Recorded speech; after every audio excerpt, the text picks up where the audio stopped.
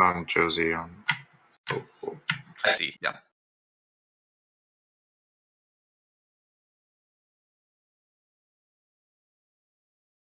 Should be good now. Okay, we can see it.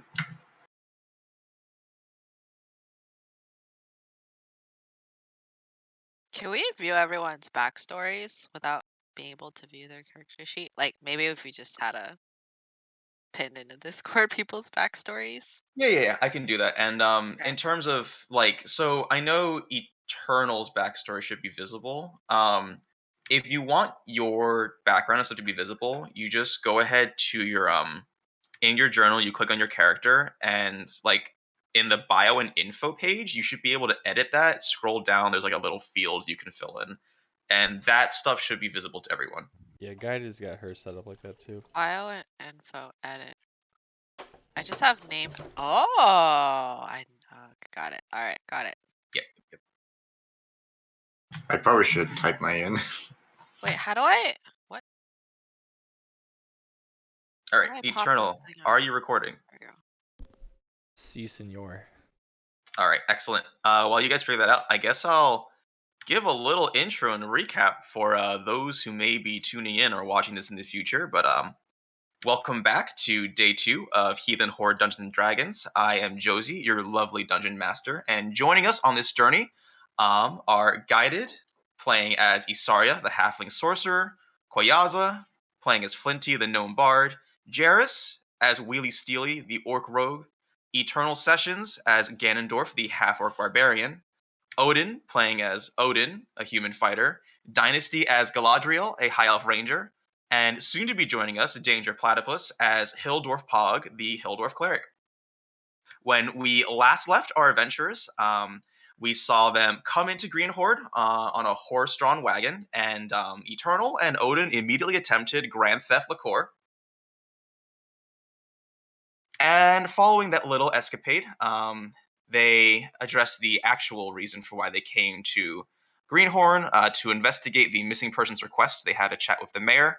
They also met a high elf named Imimroth, or nicknamed Immy, and she has convinced them with little effort to break into the mayor's house because she thinks something shady is going on.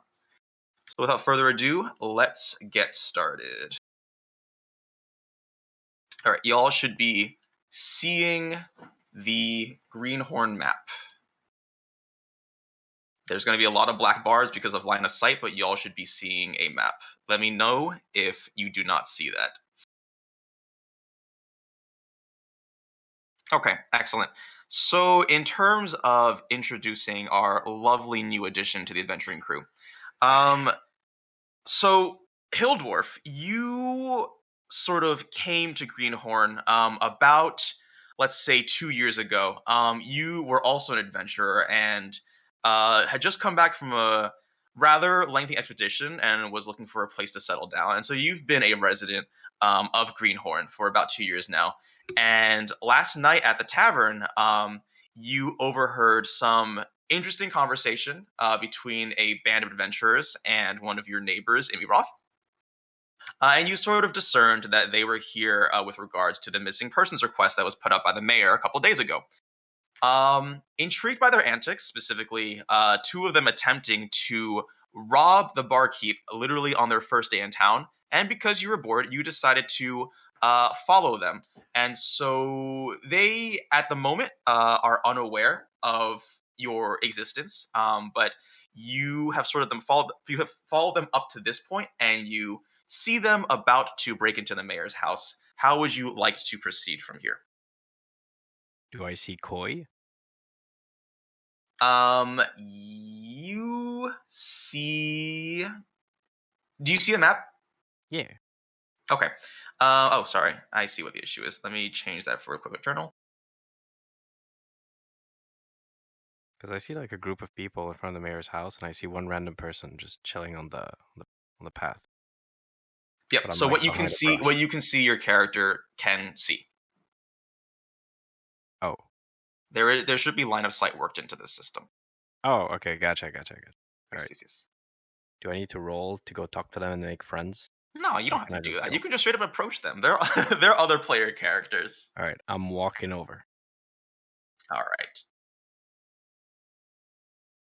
So the rest of you guys, as you're sort of getting ready to break and enter into the mayor's home, you notice a stout figure approach from the corner of the road. Also, Amy Ruff should not be here. Sorry, let me get her out of the way. Oh, hi. Who are you? Hello, I'm Hill Dwarf Pog, a Hill Dwarf Cleric. Do you guys need Oh. healing? I am not injured right now. We are 100% A-okay. But first question, do you have any wheels and steels?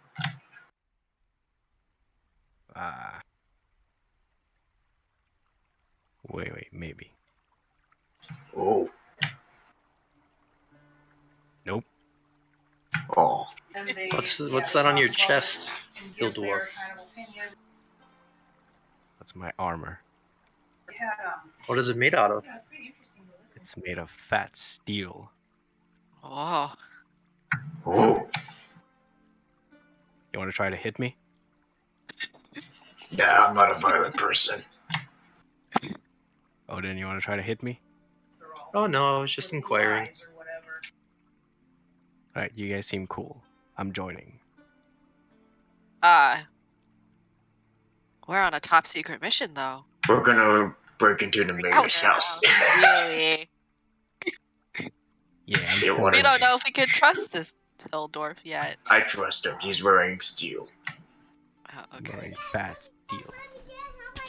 Also, I mean, whether you guys want me to join or not, I'll follow you into the mayor's house like a creepy little dwarf. Logically speaking, it probably would be the safest since it's at night and people are missing. Well, it's always nice to welcome another halfling into the group. There's us now. Yeah, we almost outnumber the full size people. As you guys are giving introductions to each other, can I have actually let me make a secret roll real quick. Hopefully nobody saw that roll.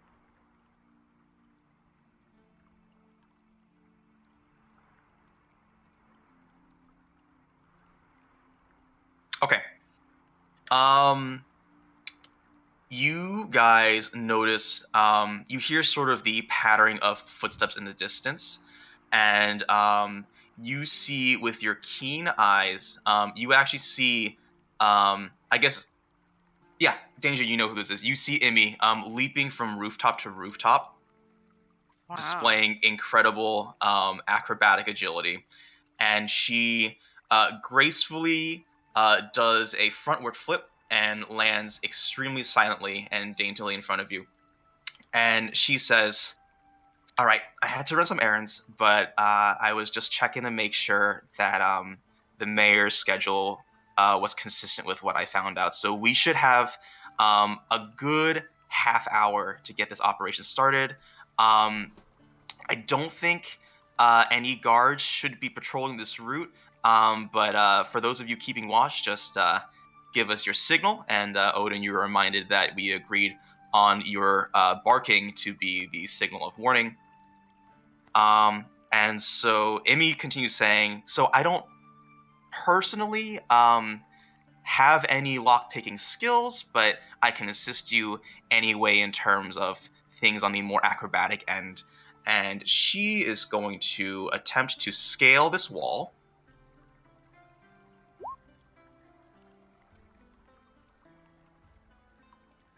Okay, and she's successful. You see her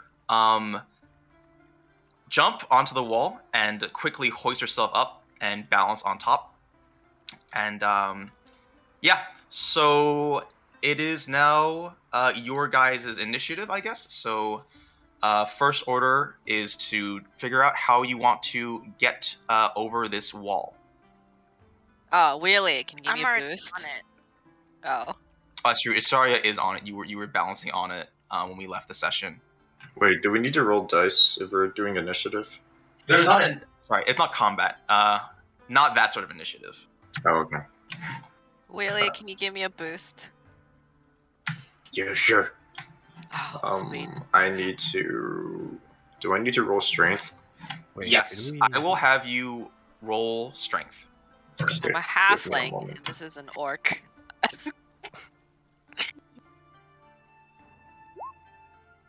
Oh my gosh, so strong. All right. He's gonna toss me. Oh no. What do you want to do, Wheelie?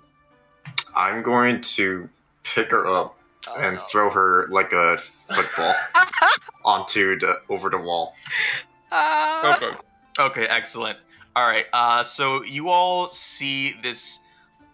You all see Wheelie with his like hands almost comically large compared to the size of Flinty, and he hoists her up and sort of raises her in like an overhead throw posture and just chucks her. Flinty, can I have you roll a dexterity saving throw to see if you land gracefully or not? Saving throw.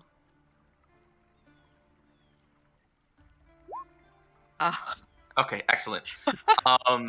Although sudden, you were able to stabilize yourself in your air, and you do like a nice little, almost like an Olympic diver. You do a little tuck and roll and land on your feet on the other side of this fence. Thanks, Wheelie. Appreciate it. Wait, are there some like guards inside the mansion or the manor? Do you Probably, see any right? guards? Well, there must be some kind of protection, right? Is this an important building? I just joined this group. There's a fence. It's just the mayor's house. There might be, but Is he a sketchy person or? He's super sketchy. he seemed fine to me. There's Can I, like 20 people missing, Can and I also I got roll? arrested.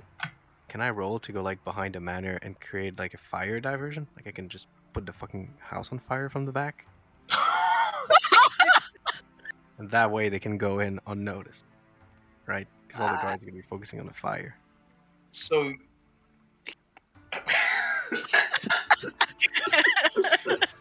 You want to set I'm with house on this fire? guy. Well, I'm gonna create a diversion, so they're gonna be focusing on the fire, and then they can just sneak in. You know? You want to burn down the house that people are going to be sneaking into. No. Maybe Another just like section of the a house. stump or something. Yeah, like a Okay. tiny. Fire? house. Yeah, no, sure. So just to clarify, I believe I have it set up so that if you can see something, just assume it is within your line of sight. So yeah, why don't you go ahead? You notice a tree stump over here. Uh huh.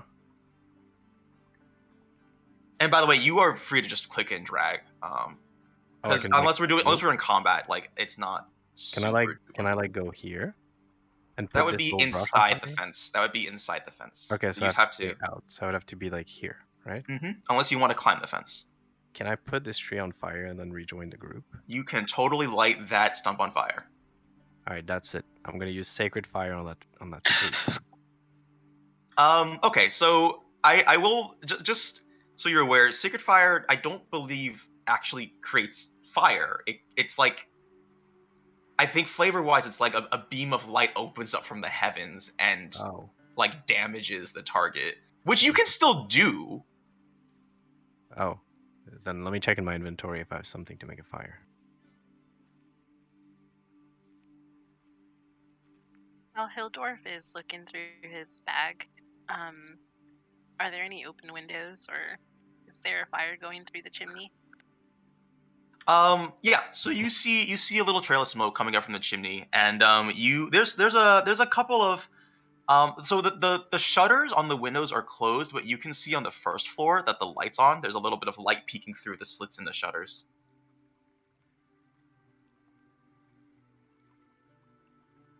Okay, so I found out that I have 10 candles. So once everyone is above the fence, I could light up the tree and then rejoin the group. Okay, who wants to go along with me? Did we I'll check go. to see if the front door was unlocked? You have not checked. Oh my god. I would like to just check to see if the door is unlocked. Okay. You push on the fence and it doesn't budge. Hey, Gandalf. Yes. You mean Ganondorf? Yes. I mean, that's the one. Ganondorf. Gandalf. Remember that trick you played in the tavern?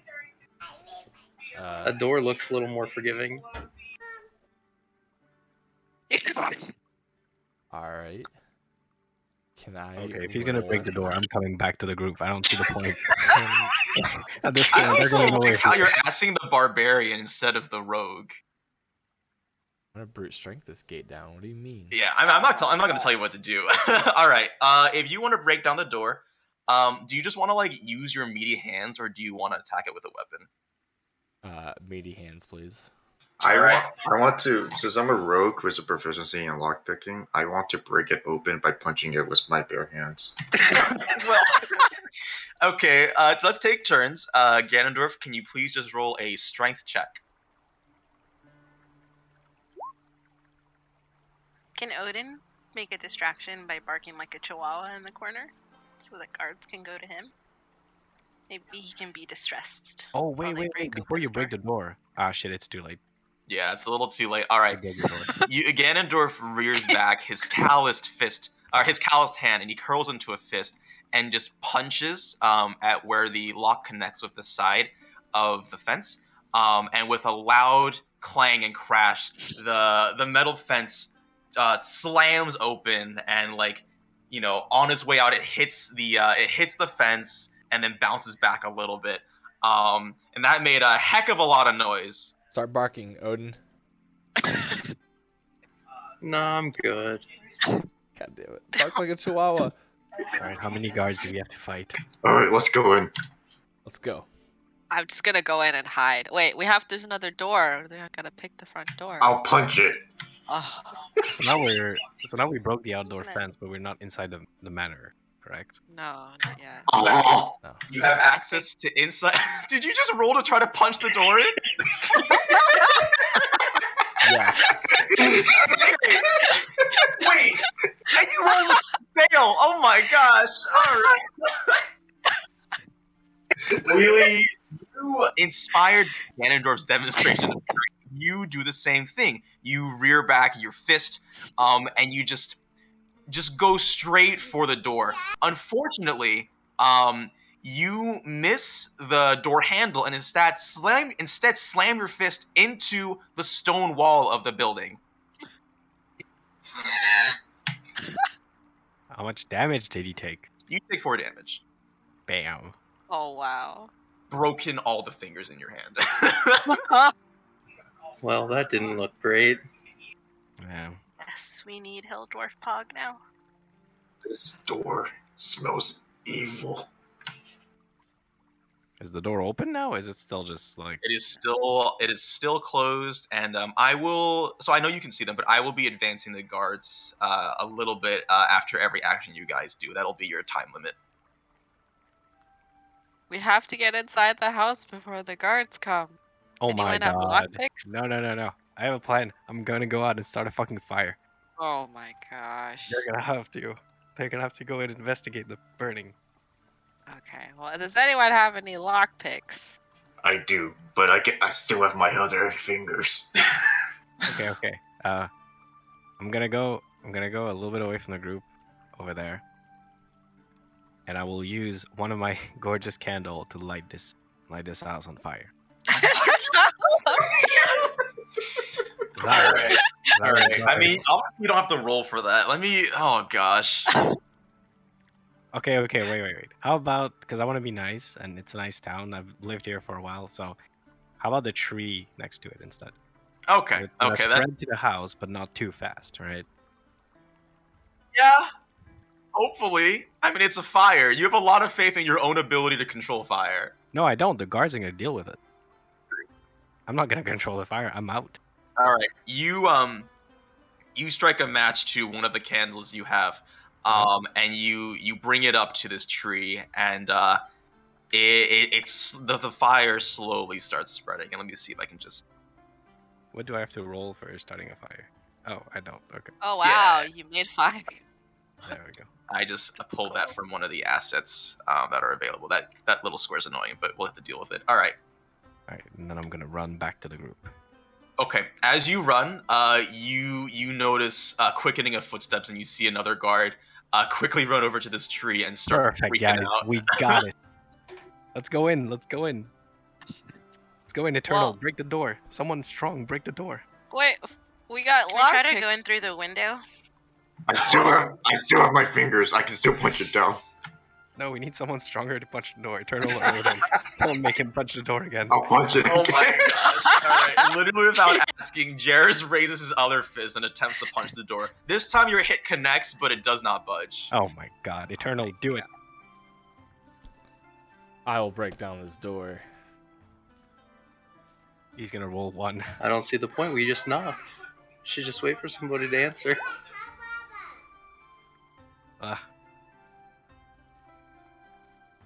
Okay, fine. Time is of the essence. I will use my lockpick. Wait, I have good strength. Maybe I can break it with my Warhammer. My roll took forever to come through. Sorry, Yeah. I was just I was handling some stuff on my end. Alright. This is Imirov is looking at you guys dumbfounded, like literally what this was supposed to be a stealth mission, like what is going on. She's having some second thoughts about asking you guys to help her. Ganondorf, you bring your hand back and start bashing the door, and it does not budge. So I know other people wanted to do stuff. I want to get to them before, like, just so everybody has a chance. I know, Guy, did you want to try jumping through the window? Yes, if it's unlocked. Okay. So you just want to like open it instead of like trying to break it. Yeah. Okay. So you go up to your window and you open the shutters and you try opening it and it is locked. Okay. Actually, and as you open the shutters, you just see sort of curtains and the flickering of light. Ooh, there's a necromancer.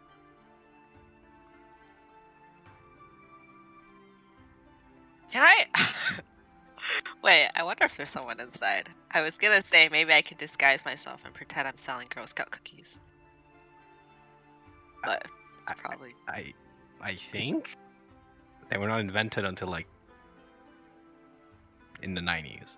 I mean, but this is not Earth. I mean, you know, maybe they have Girl Scout cookies. Maybe they have Girl Scouts, fantasy Girl Scouts. Wait, okay. Wheelie has lockpicks though. Yeah, let the guy try lockpicking maybe. Fine. This door is evil anyways. You'll just roll.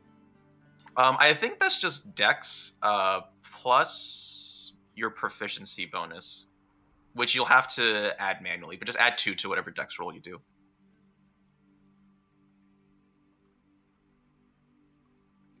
God damn. So I believe that's a 13. Also, Yeah, it's a 13 with plus 2. do thieves, do they double their proficiencies with Thieves' Tool? Let me check real quick. That was not a thing when I played, but maybe.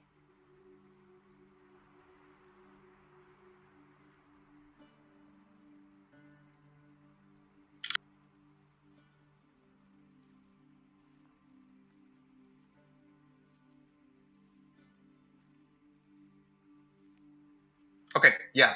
Your proficiency bonus is actually doubled for Thieves' Tool, so you add plus 4 to that roll, which is a 14. Which is a 15? 15, sorry, yes.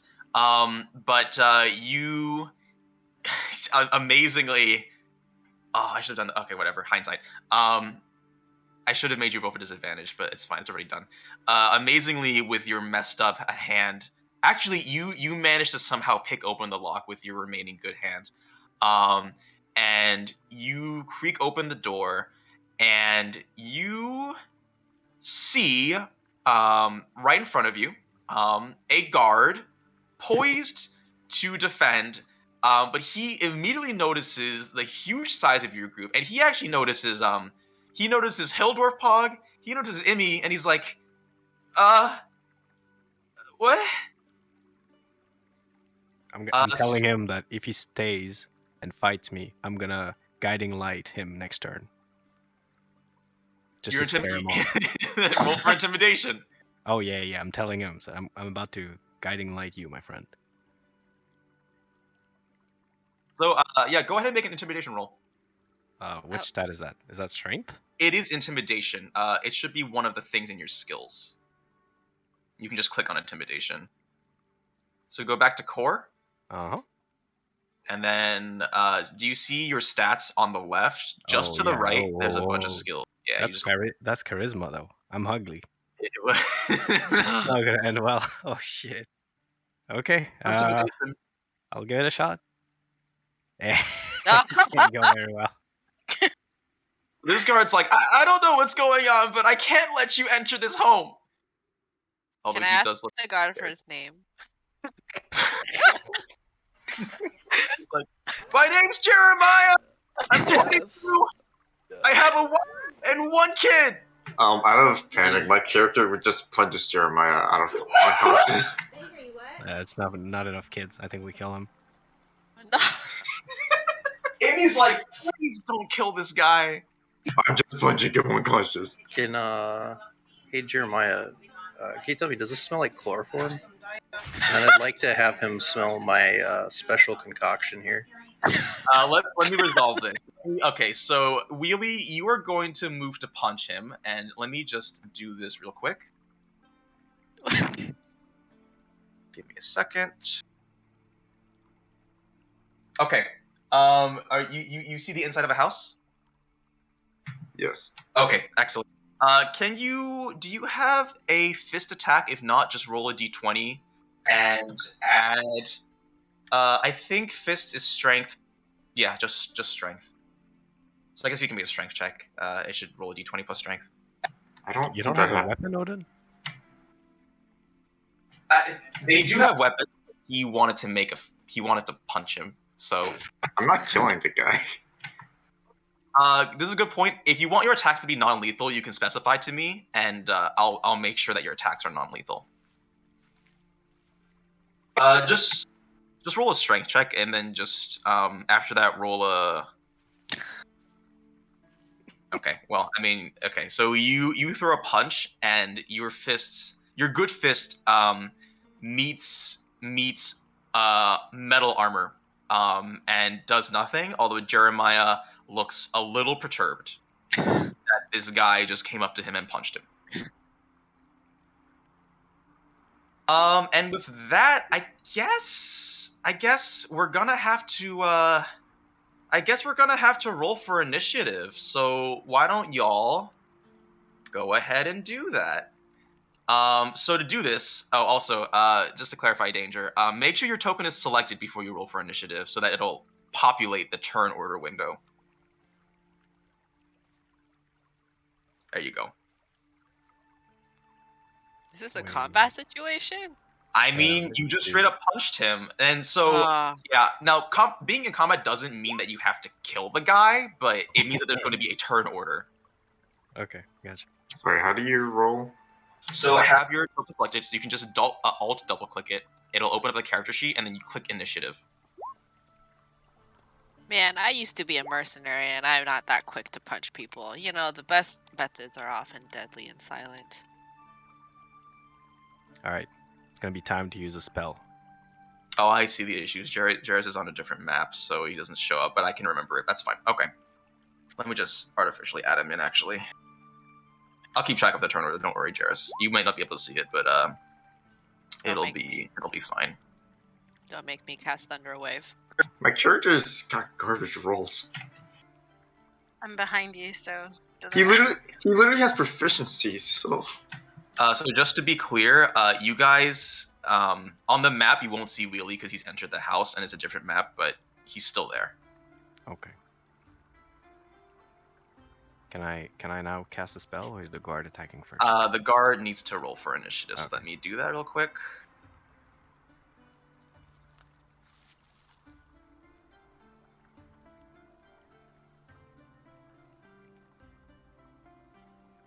Whoops.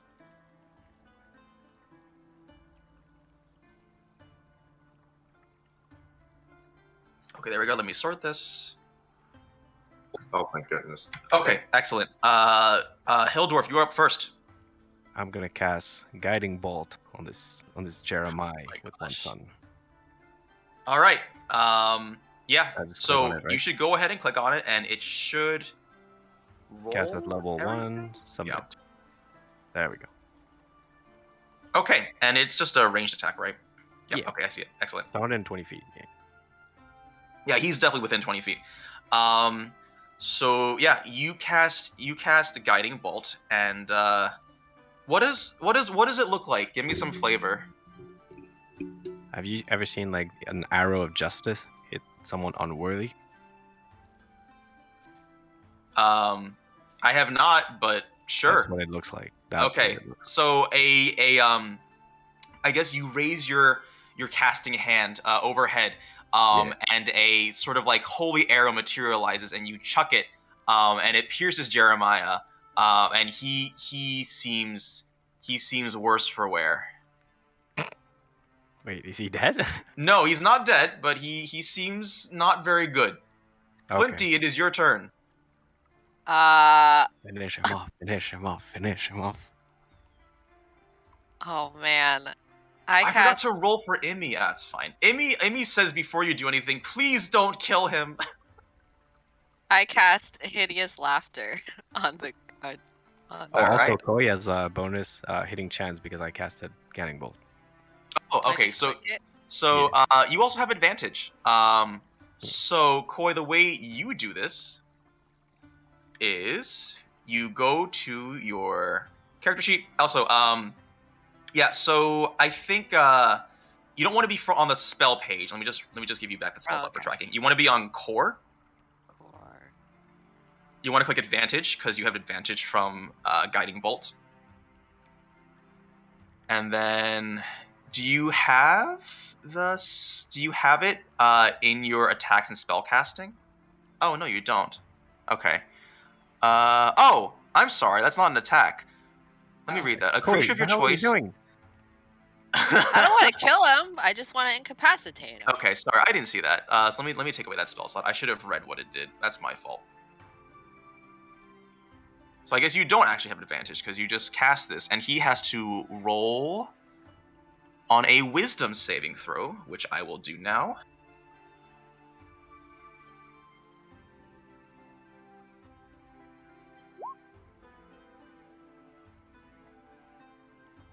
Okay, excellent. So you see Jeremiah's face contort from one of pain to one of forced laughter, and he sort of falls belly up, clutching his chest, laughing uncontrollably. Okay, guys, maybe we can search the house now. Maybe we tie him up though. He's not gonna laugh forever. Yeah. I'm not All having right, so we are still in initiative order, so let me make a couple more initiative rolls to include some more people in this scenario. I need to roll for you. And I need to roll for...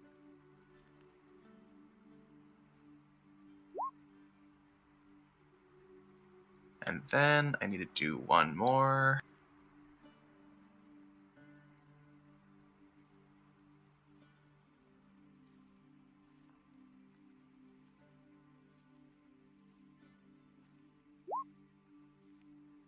Okay, there we go. Let me just sort these guys, sort of where they are. So the new rules, and I'll just put it back to Galadriel's turn when I resort these.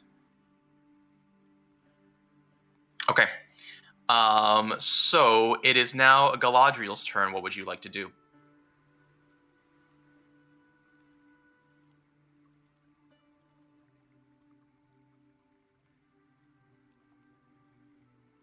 Can we go in the house and search it now? While Yes. the guard is laughing on the floor?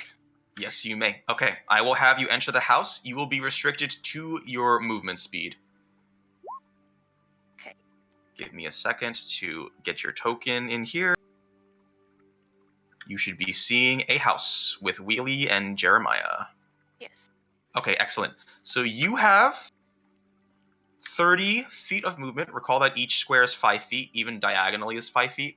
So if you want to move, just let me know. And if you want to do something, like if you want to search for whatever, then do that as well. Or let me know, and then I'll tell you if you need to roll anything.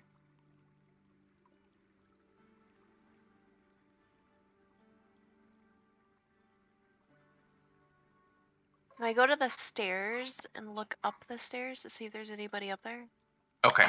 So that is going to be 1, 2, 3, 4, 5, 6. You make it to the bottom of the stairs, and you look up, and you see lighting come through the little space in the ceiling. But other than that, you don't see anything else. If you want to, do you want to maybe try to listen for somebody? If so, I can have you roll a perception check. That sounds great. Okay. So why don't you go ahead and roll perception for me?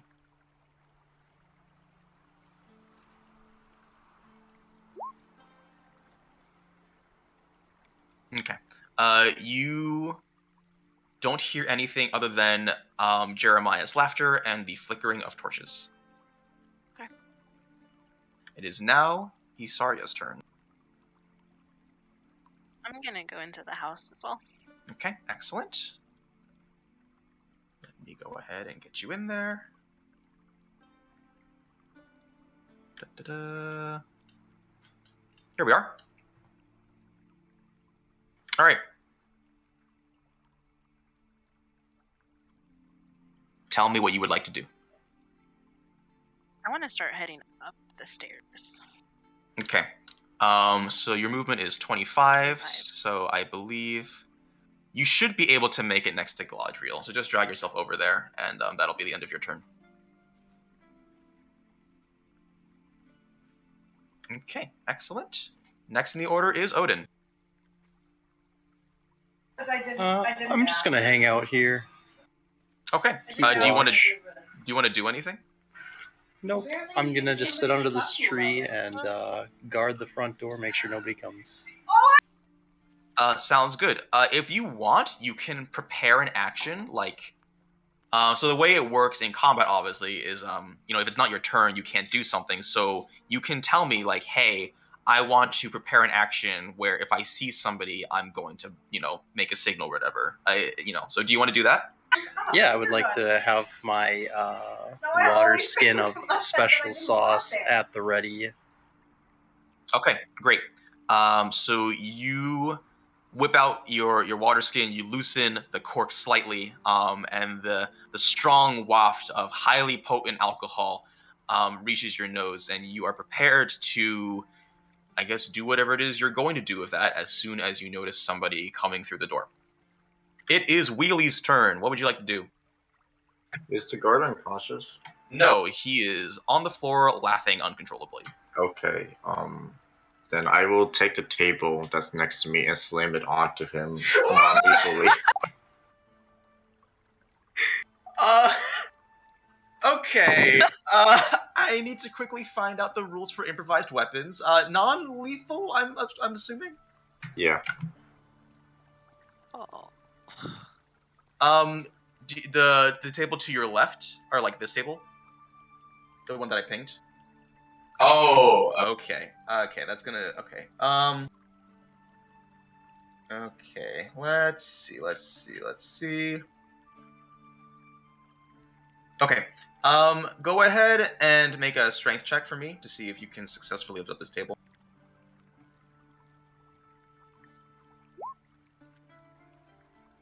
All right, excellent. So you grip the short end of the table with your two hands, and your biceps bulging. You raise it, silverware clattering and crashing on the ground. You raise this table above your head and are ready to bring it down onto poor Jeremiah's head. So roll. I guess what do you have proficiency in? Let me just go ahead and check. Okay, so you don't have proficiency in... I guess it's a simple weapon. Okay, So roll a d20 plus strength plus proficiency. So just make a strength check and add 2 to that. Another strength check, I guess. And it'll automatically add your strength modifier and add 2. So that's 13. Okay. So you... Jeremiah is... he's laughing, and he sees this table bear down on him, and you see a single tear fall out of his eye. And you bring it crashing down, but it just breaks over his breastplate, and he takes no damage. It is now Ganondorf's turn. Alright, I would like to enter the house. Okay, let me get you in here.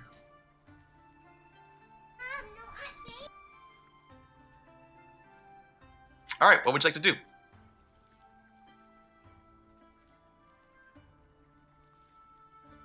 I would like to go, I guess, south of the house. So Okay. 1, 2, 3, 4, 5. That door is unlocked. You pass right through. And so you enter what seems to be a storage area, also brightly lit. There's some sacks on the ground filled with what looks like grain and a couple of assorted vegetables and fruits. You also notice a trapdoor. Can I investigate the trapdoor? You can investigate it from where you're standing. So, what are you trying to find out from this? To see if it's like bugged at all, trapped, wires, Okay. anything like that. I think that'll actually be a well, I guess roll investigation. Oh, whoops. That's fine. You don't have advantage, so I'll just take your first number. Just 5. You don't notice anything out of the normal. Okay. It is now one of the guards' turn. And you see Odin from your position. You see... what's this guy's movement speed?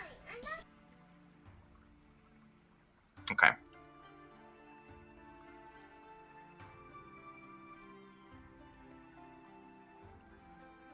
You see a guard approach from an alleyway between the two houses, and he's sort of on the opposite end of the tree. And so this is the point where, since you prepared an action, if you want to use your prepared action, you will just tell me. Otherwise, I will move on to the next person in the order.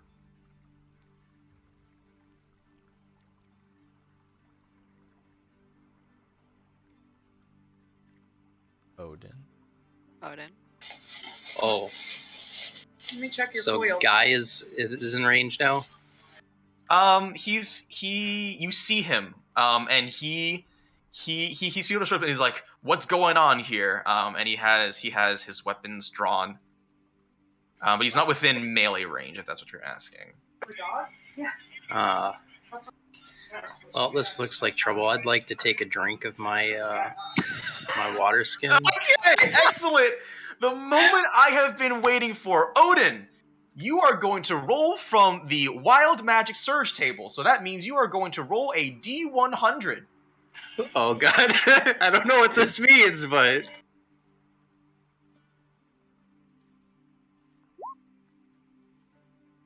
$96. All right, I got Wow. 96 is. Hey, higher number doesn't mean good. For those of you who don't know, the Wild Magic Surge table is part of a Sorcerer subclass where, in certain instances, you get to roll a D100, and one of 50 random effects will happen. So, with a 96... Okay, with a 96, you chug down... you power through and you chug down your flask of special sauce. And as you wipe the remnants of this drink from your lips, a eruption of purple light comes out of your mouth, and it forms what looks like sort of these like think of magic missile, like these crystalline shards, and they spread to literally everybody in the area, and it pierces them. None of you take damage, but you all have vulnerability to piercing damage for the next minute. That's some good shit right there. Which means that you all will take double damage from any piercing damage that is done. So then. It is now Jeremiah, the Laughing is guard turn, and I believe he gets to roll a wisdom saving throw again to try and escape. We just had to kill him. Aren't you like chaotic? I guess you're neutral. Yeah, okay, whatever. Wisdom saving throw. Let's see if this guy breaks out. Yeah, because every turn he's going to try to break free until he does, and then he's going to smack me. Is danger... Wait, are you chaotic neutral as well? I don't know. I'm killing him next turn, Koi. I don't care.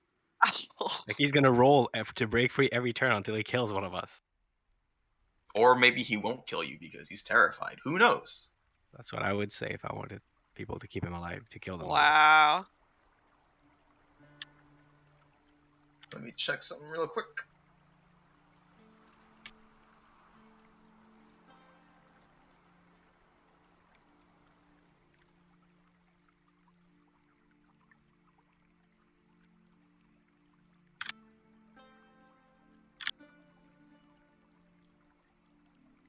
Okay, so ties go to the defender. So he is he's very confused, but still doubled over laughing.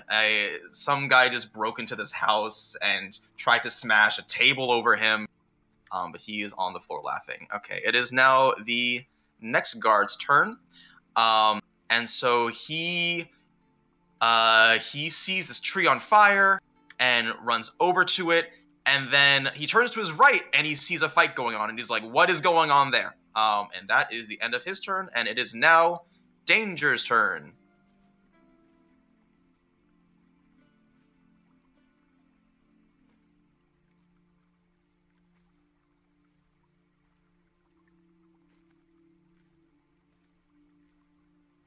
Danger. I don't know what to do. So there's like one guard over there who's gonna be there next turn, and then there's one guy that's laughing who I don't know if he's gonna try to kill one of us or not. So let me just reiterate. You can specify your attack to be non-lethal, and it'll drop them to 0 hit points. It just won't kill them, if that makes any sense. Yeah, because I'm pretty sure he doesn't have a lot of health left because he got hit for 17, and he's been laughing for 2 turns. For 1 turn. Yeah. So gameplay-wise, non-lethal attacks versus lethal attacks, gameplay-wise, don't affect anything. It's more for lore after the fight's resolved. Oh. Okay, then I'm gonna Sacred Flame. Okay, lethal attack, I'm assuming? Yeah. Okay. Go ahead and cast Sacred Flame. Okay, show spell description, please. Sacred Flame. Flame-like radiance descends on a creature that you can see. They must succeed on a dexterity saving throw or take 1d8. They gain no benefit from cover, so he has to beat a 13 dex. Well, best of luck. He's laughing on the floor. That's true. Does he have disadvantage on that? Let me see. I don't know. I'm checking the description for hideous laughter. Yeah.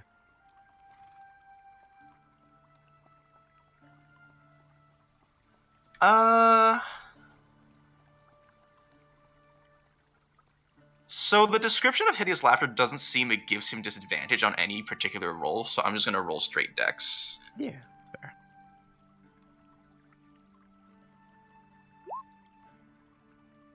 Wow. Okay, he rolls a 16. Danger, you raise your casting hand into the air, and a beam of light appears within the house, and it shines down. It shoots straight down above where Jeremiah is, but in Mrs. Laughter, he somehow is able to roll out of the way of this beam of light. That's unfortunate. It is now Emmy's turn, and she is like, oh gosh, oh goodness, oh this has gotten way out of hand. I have some regrets about asking you banned. And she enters the house.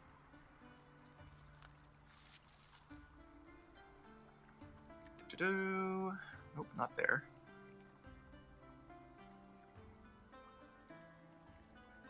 There she is. Okay. She enters the house. and she's going to attempt to subdue Jeremiah and knock him out. So she is going to pull out her. She is going to just sort of walk up to him and perform a physical martial attack.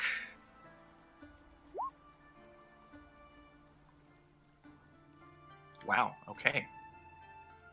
She walks up to the laughing guard on the floor, and she raises her right hand, attempting to sort of like hit a pressure point in his neck. And she takes a swing and a miss. Her hand connects with the floor. This guard somehow, amidst his laughter, is dodging all of your attempts. Flinty, it is now your turn. I want to go in the house. Okay. Good luck, you guys. This is amazing. This guard is staying alive. Survivor, Jeremiah. What would you like to do? Oh, wait, I have to drag you in there. Sorry. Let me do that. There you go. Okay, what would you like to do? Whoa. Do I know about this trapdoor? You do not. But you can investigate the south side of the house. Yeah, I would like to investigate the south side of the house. Okay, so move 25. That should put you actually right next to Ganondorf, so you can just stick yourself there. I can't see Ganondorf, but... Oh. I see. Yeah, if you move your token around, line of sight should open up.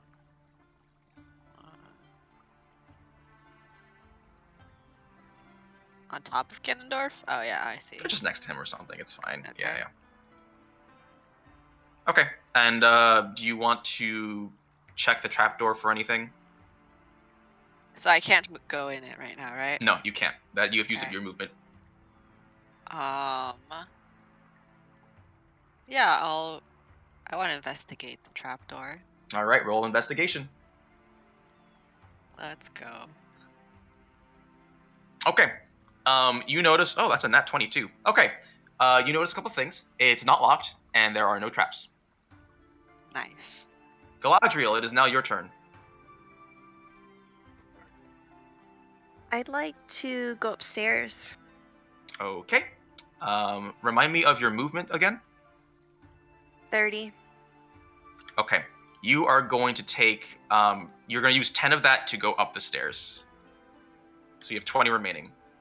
So as you go up, you see a couple of things. You see a closed door, and you see a narrow hallway. You also see... this is sort of just the stack from the chimney below, and a chair and a lit torch. I would like to go to the door and just listen up against it and see if I hear anything. Okay. Yep. So move up to the door and roll a perception check for me, please.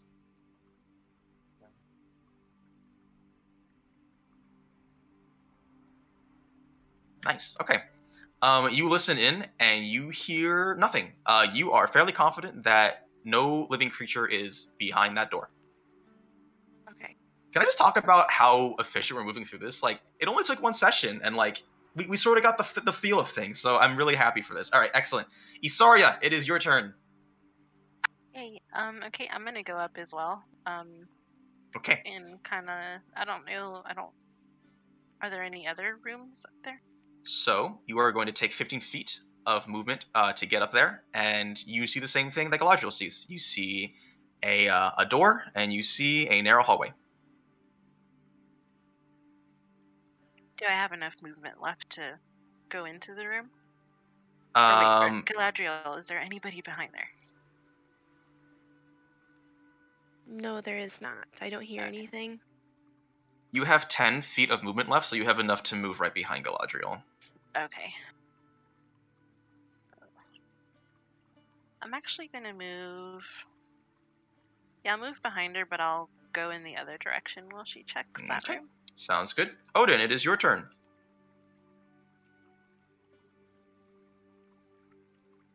I'm going to I'm gonna bark like a little chihuahua to let my friends know that Guy is just chilling out here, and he doesn't look like he's very happy. So,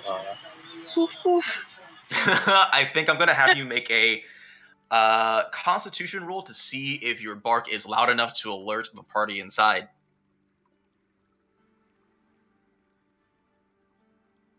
You said what roll? Constitution. Constitution.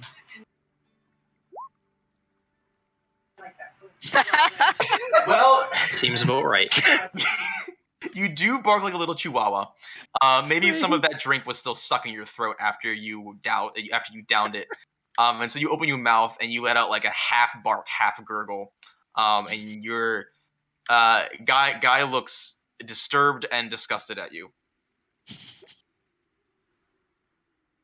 And if you don't want to move, then I will move on to Wheely's turn. I'll stay here by my tree. Sounds good. Wheelie, it is your turn. He takes extra damage from piercing, right?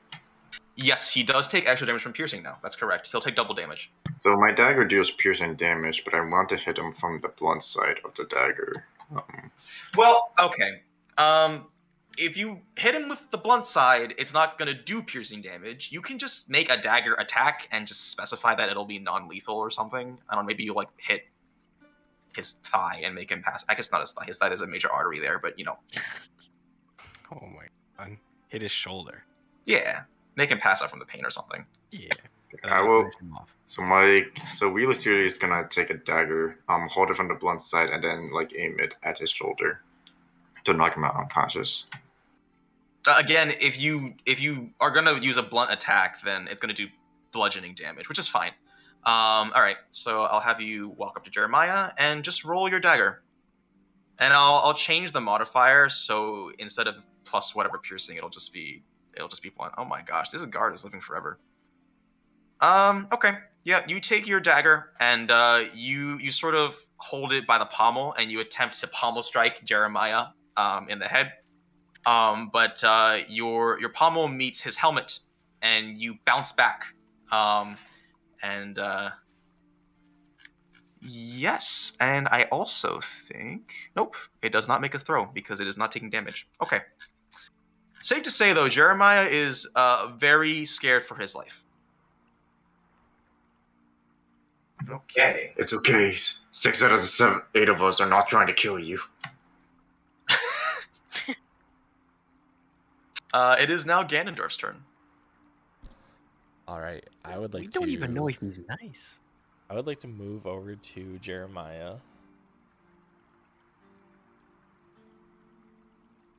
I going to use my scimitar.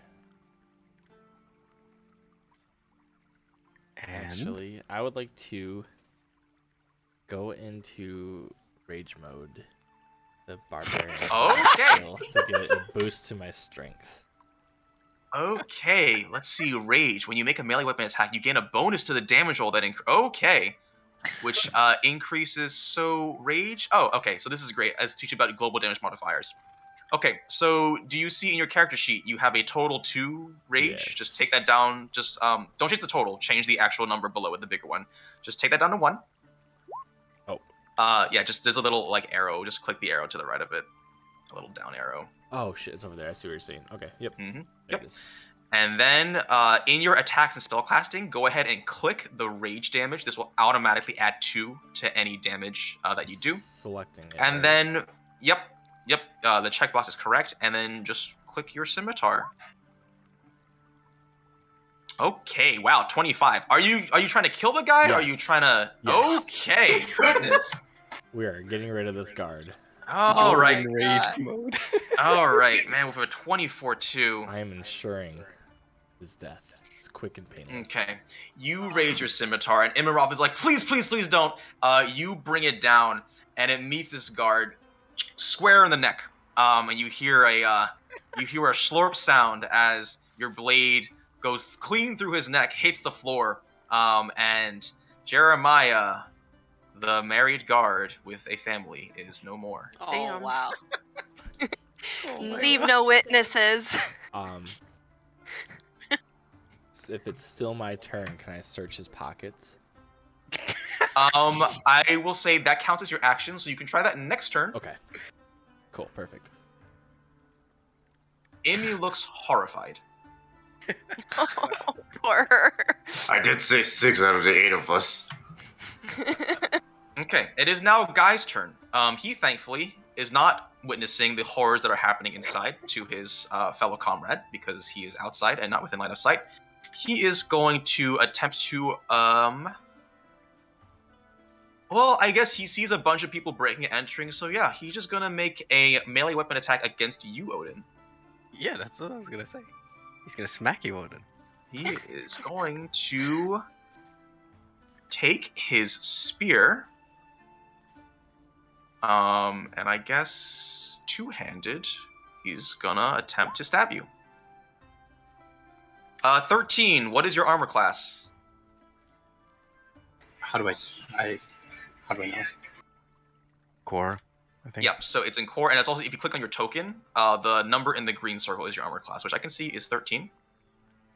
So, in cases of ties, the defender wins. So he thrusts his spear at you, and you are able to somehow, with your wineskin, you were able to sort of parry it away. You whack the part where the blade meets the shaft, and you knock it out of your path.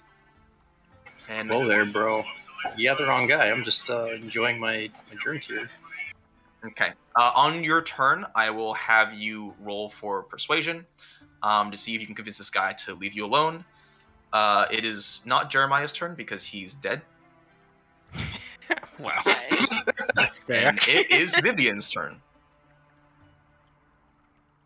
Poor Jeremiah. All right, this guy's movement is... Okay. Vivian rushes over. And that's the end of his turn. Dwarf Pog, it is your turn. Okay. It's all. Oh, I could actually res the guard that Eternal just murdered. But Can you? yeah, I have spared the dying, but I don't see Oh. the point because Odin's getting attacked, so it's time. I'm gonna band with my friend Odin. Fuck this guy up. All right. Oh my god. That'd be great. We'll have two party. One party of like adventurers, and then Eternal can finish off anything that's left over. This is what I get for having a chaotic neutral group and not a chaotic good. But this is okay. I'm cool with Work this. out. Okay, so I'm gonna cast Sacred Flame on the guard that just attacked Odin. Okay, do that.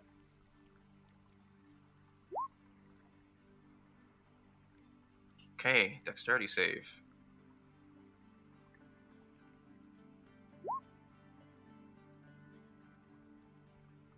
Okay. Yeah, a beam of light opens up from the clouds. These sort of single instance of light in during the night, and it shoots down and hits Guy in the shoulder, and he staggers forward a little bit. How much damage did I do? It did 2. You rolled a 2. Oh, yikes. Good, better than nothing. Do It I is have now- Oh, do I have a modifier on my radiant damage with my wisdom or no? I don't believe so. Spell damage, unless they specify it, you don't. Okay, so it's only my actual spells that works. The cantrips are just yeah, I gotcha. That's all good. It depends on the spell. Some of them do have modifiers. Okay. Yeah. So I think it'll all be in the description, and so Yeah. I mean you can take a look at it. I think it should automatically calculate that stuff. Okay.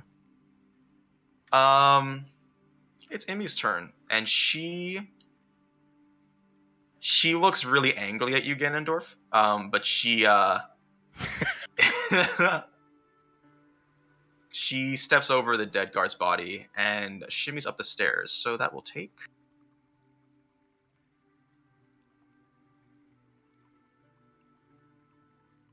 Okay, so now she has 15 remaining.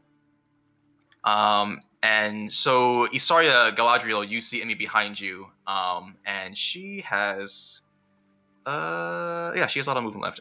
She is going to ask you, like, find anything out?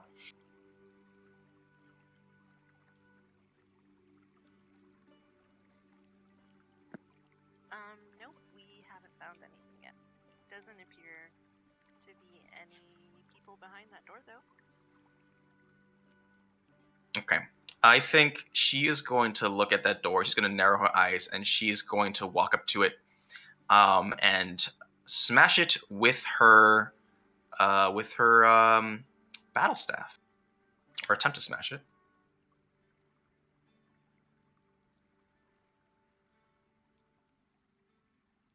Okay. She raises her quarterstaff, and she brings it down on this wooden door, and you see it break through, although it does not break down the door. There is no light, but from the sort of natural light that is coming from the hallway, you can see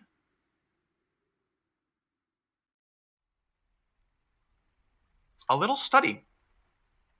And that is the end of her turn. So it's not open. It's partially broken down, but you can see into it. Flinty, it is your turn. I want to go in the trapdoor. All right. Oh, I just realized you're still named Koi. Let me just change that real quick. Okay. So that's going to cost 5 of your movement. You descend into the cellar. It is very dusty. With your dark vision, though, you can see quite well. There's a bunch of storage stuff, and you see another ladder leading upwards, presumably to the outside of the house. What would you like to do? Can I investigate this area? Yeah, what are you looking for? Clues? Okay. For any clues, anything suspicious. Okay, sounds good. Roll investigation for me, please. Let's go. Crit 20. Okay. You notice footprints, which tell you that at least one person has been down here. The footprints look to belong to just one person. You also notice this chest in front of you, and you crack it open, and inside this chest, you find 2 vials of a shimmering pink liquid. When as you sort of look into it, it almost like glitter and swirls. Do you want to take it? Yes. Okay, so just put down in your bio tab, since you can track custom stuff, just write down 2x vials of pink liquid. Can I add that to my inventory? Yes, you can. Okay. It's just I don't think you can add custom items, so it's easier to track custom items in the bio. Oh, well, I can That's just all, yeah. type it, right? Oh, I guess so. Yeah. Liquid. Does that work too? Yes. On the right is the weight. Let's just say it weighs 0. So yeah, whatever. Sweet. I mean, I don't think I'm going to deal with weight in this campaign anyways, because it's not great realism. Okay, you still have a couple of movements, so you want to do anything else? I'll go up the ladder. The one you came down, or the one? The other one. Okay, so you come up the ladder, and you reach to push open this trap door, but it does not budge. It seems to be locked from the outside. Okay. Okay. So out of character, it is the 1 hour mark. If you would like to take a bathroom break for any reason, feel free to do that, because that's what I will be doing. And we will be back in 5-ish minutes. But yeah, really cool stuff, everyone. I honestly did not expect you guys to kill somebody. But here we are. See you all in 5 minutes. Did you say stealth mission? Yeah. Boy, you got another thing coming. You guys want to see a picture of my cat right now? Yeah. So cute. Oh my goodness.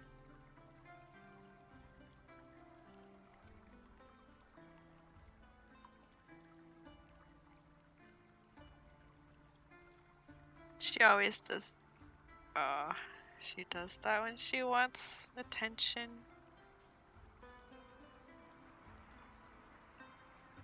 Aww. So I need to cute. go pet her.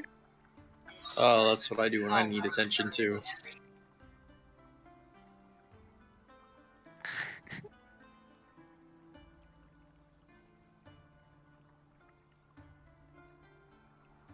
It's very effective, I have to say.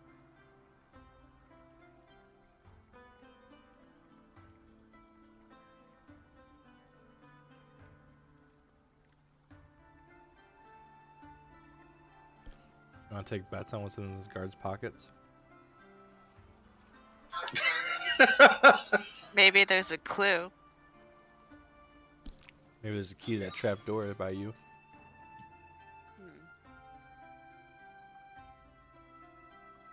Maybe there's a missing person. In the pocket. Yeah. I hope he's got like a necklace full of ears or something. Problem solved. Found it out, guys. Little kid's fingers or something like that. Oh my god, you get it twisted.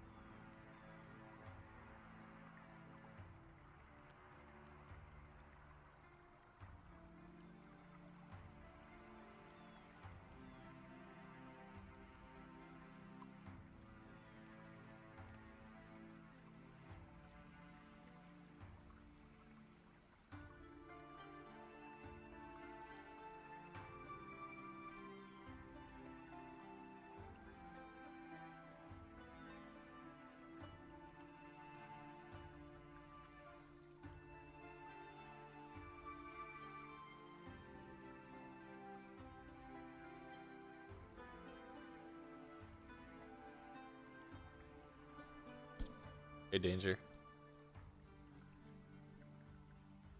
Danger. Oh my god, Josie. Yes, I have returned. Oh, that was Jeremiah right before his death. I saw it. That was Jeremiah. Yeah. That's so sad. He was He's pleading for dead. belly rubs, and you got his head chopped off.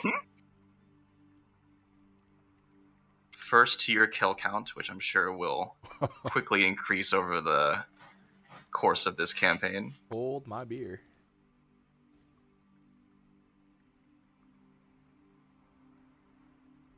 Are we waiting on anybody? I think Danger's AFK. Or at least not responding to me.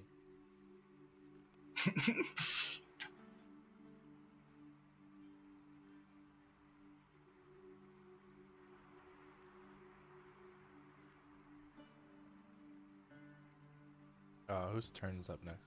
Josie. It is Galadriel. We can wait for Danger. Yeah. I mean, we should probably wait for everybody. Well, yeah. Oh, I guess the fire of this tree is gonna spread. I should probably be doing that, huh? Yeah, probably caught the house by now. Yeah, I need to keep track of how many rounds it's been. Every round of combat, well, not every turn, like every round is like everybody going once. Every round of combat is 6 seconds, so it hasn't been that much time, I guess. I think it's only been 2 or 3 rounds. And we're still subjected to piercing damage for a full in-game minute, right? Yes, which is a lot of rounds. 10. When according to quick math. it said that that spell hit everybody around me? Like, what is the actual range of that? It is a 30 feet radius from you. And we said 5 each cell is 5 feet or 5 meters, Yes, whatever. each cell is 5 feet. So you basically hit everybody in the house. You hit Guy, you hit Pollock. You did not hit Vivian. All right.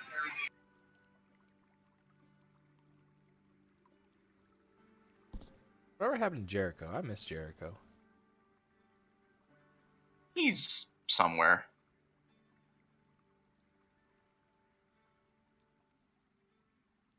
I'm back. Danger's back. Guess who's back? Is Guided and Koi here? Yep. Okay, that's everyone. Excellent. Okay, Galadriel, it is your turn. Well, since me and Isarya are working together, I'm gonna. Did you said that the Emery broke the door, Emmy? Yes. So she sort of broke like the top half, but you can't get in it unless you break the rest of it, I guess. Okay, so I'm gonna try to break the rest of the door. All right. Roll just a weapon attack against the door.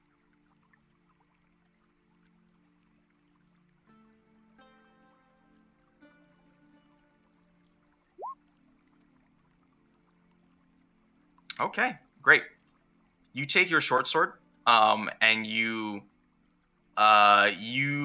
cut straight at the hinges of the door, and the hinges come flying off, and the door falls backwards into the room, landing with a solid poof on the little shag carpet in front of you.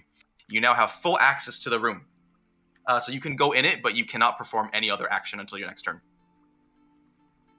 Okay, I would like to go into the room. Okay. And I still have. I still could move though, right? Yes, you can still move. You just can't do anything else. There's not really. This is a little room. Holy cow. Mm-hmm. Okay, Isarya, Okay. it is your turn. I'm good. I'm gonna go ahead and go in after Galadriel. Okay. And I don't. Can I see in the dark? I think that I can. You are a halfling, right? Yes. Which I believe you do not have dark vision. But I set it up where you should, like, what you can see, you see in line of sight situations. So if you can see something visibly on your screen, then consider that you can actually see it yourself. Okay, so I'm gonna head in and I'm gonna take a look at that desk. I think that's Okay. what it is. Sounds good. Go ahead and move right on in there. Okay. So on the desk, you notice a sealed envelope.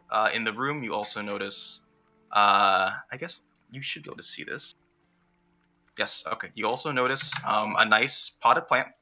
You notice an unlit torch, and you notice a little lockbox placed in the bottom right corner. What would you like to do now? I'm gonna go ahead and open the envelope. Okay, excellent. So you open the envelope, and you... Yes, give me a have second. trouble reading. Apparently, Okay. halflings do. So there more should spoken be... words. In your journal, you should see something called Mysterious Note. Let me know if you see it. Yep. Okay, great. Yep, you see this note. And unless you want to move more, that will be the end of your turn. Nope, that's it. Okay, excellent. Odin, it is your turn. What would you like to do? Well, I'm a little annoyed by this guy attacking me unprovoked. So I'd actually like to take a non-lethal swing at him and put him to sleep here with my 2 axes. Okay. To be fair, it's not unprovoked. I mean, You seemed like an accomplice. Hmm. Okay. Seems like a stretch. I think I was just in the vicinity drinking my drinks. Okay. So for dual wielding, okay, and you have the 2-weapon fighting. Okay, so just literally make are you using your what are you holding in each hand? So I'm not positive how the combat works. Okay, I yeah. thought I had 2 hand axes, but also there's like a battle axe, and I can't tell if that's 2-handed or if that's 2-weapon. I got you. So the battle axe can be used either 2-handed or 1-handed.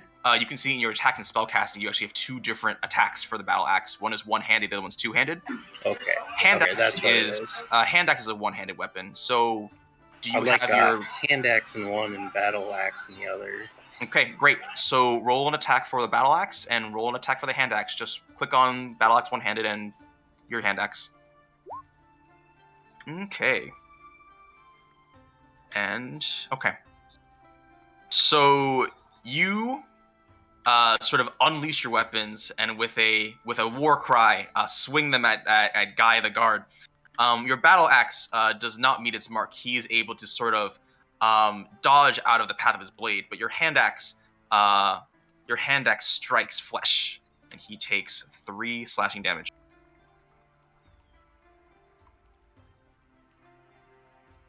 Okay, Wheelie, your turn. So Wheelie's gonna go up the stairs, but then while he's doing it, he's just like slowly nodding sideways to Ganondorf for what he did. Like in a disappointing manner. Yeah. Okay. So you have 30 feet, so you can move to the top of the stairs. Sure. Okay, I'll just put you there. And you can actually move 2 more squares.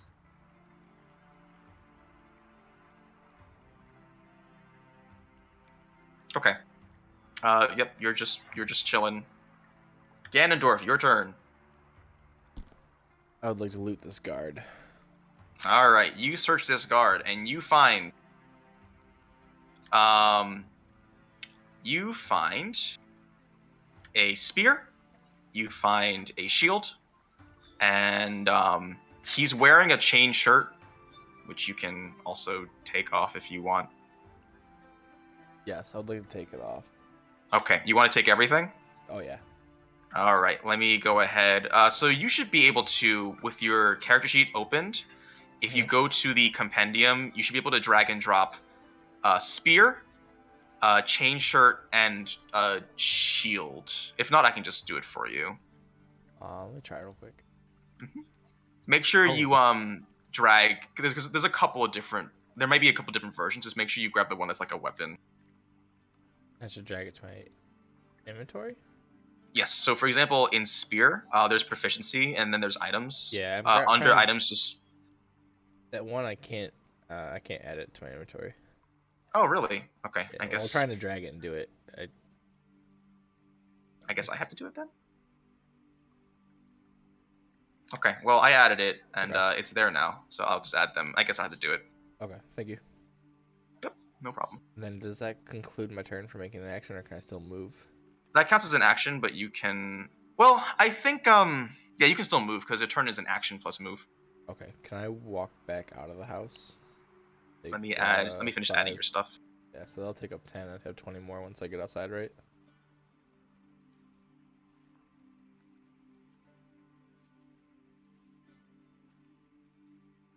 Okay, there we go. You strip this guard to his skivvies, and you walk outside the house. Let me just unequip. I should unequip. You don't have this shield equipped.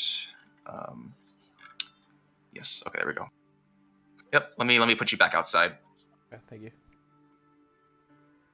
Which one of these is eternal? Me? I know. I'm just looking at the avatar. I'm trying to figure out which avatar it is.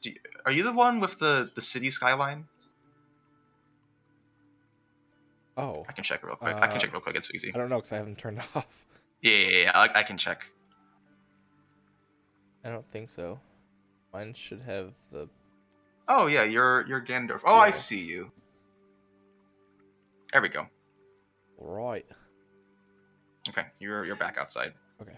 I'm at the front door, correct? Yes, you're at the front door. Okay. I'm going to move to be on the other side of the dwarf by Guy. Okay. And that is your turn. Excellent. Guy is very scared because he's surrounded by 3 rather burly men of varying heights. And he is going to attempt to fight for his life. I guess he's going to...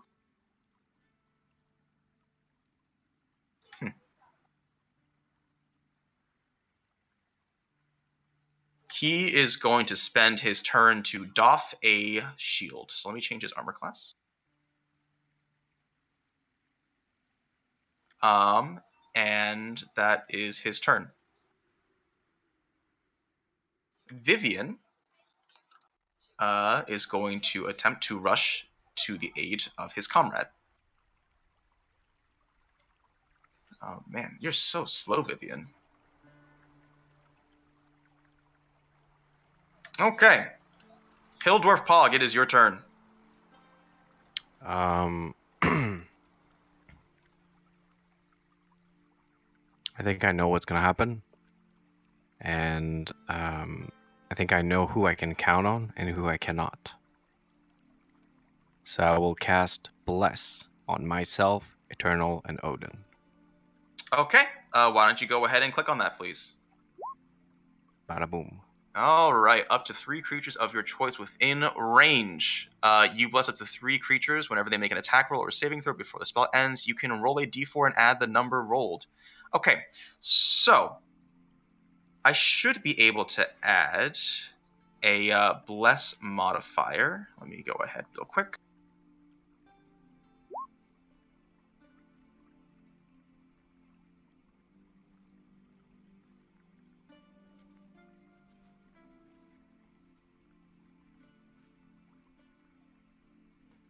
I will resolve that in a moment, guided. Okay, just for the purpose of time, I'm just going to give you guys an icon that says that you're blessed.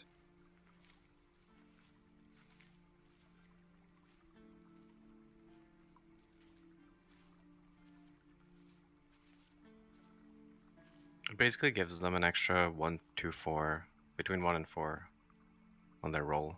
Yeah, on attacks or saving Yeah. rolls. Yep. Guided, yes. Why are you bugged out? You should still be able to see the house. All I see is black. Huh. Okay, give me a second.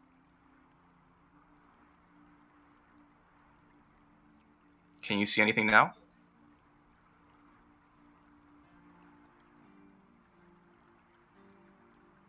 No.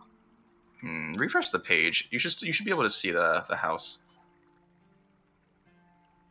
Is it maybe where you're scrolled? Like, are you scrolled up too far?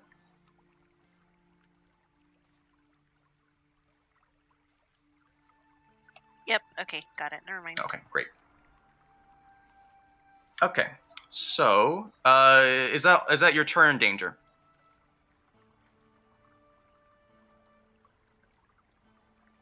I'm assuming you've ended your turn. Okay, it is now Emmy's turn, and she's going to squeeze into this room with you, and she is going to say, "What did you find?"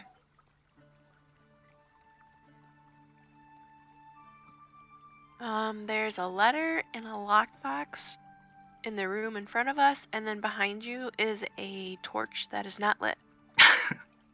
It's very kind of you telling her everything. And she says, so she says, what's that letter say? And you can give it to her if you want. I guess it'll be her action to take the letter and read it. Oh yeah. Isarya's got that.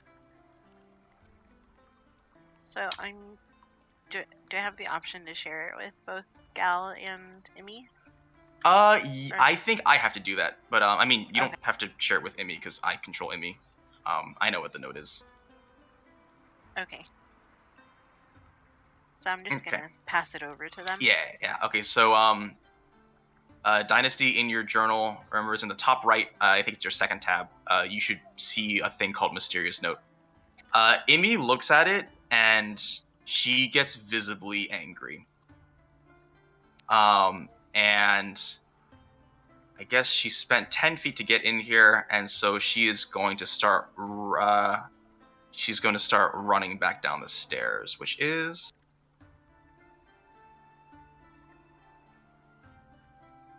Okay, and then now. Yep, okay. That's her turn. Flinty, it's your turn. Can I try to break out of this trapdoor that's locked? Yeah, if you have a melee weapon, or you can either attack it or you can make a strength check. I'll use my dagger. Try to cut the hinges. Yeah. Make an attack with your dagger. Attack with my dagger.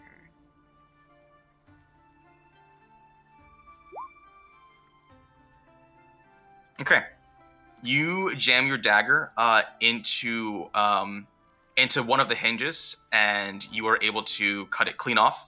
There is one hinge remaining, and you can see a little bit of light peeking through the gap you've made.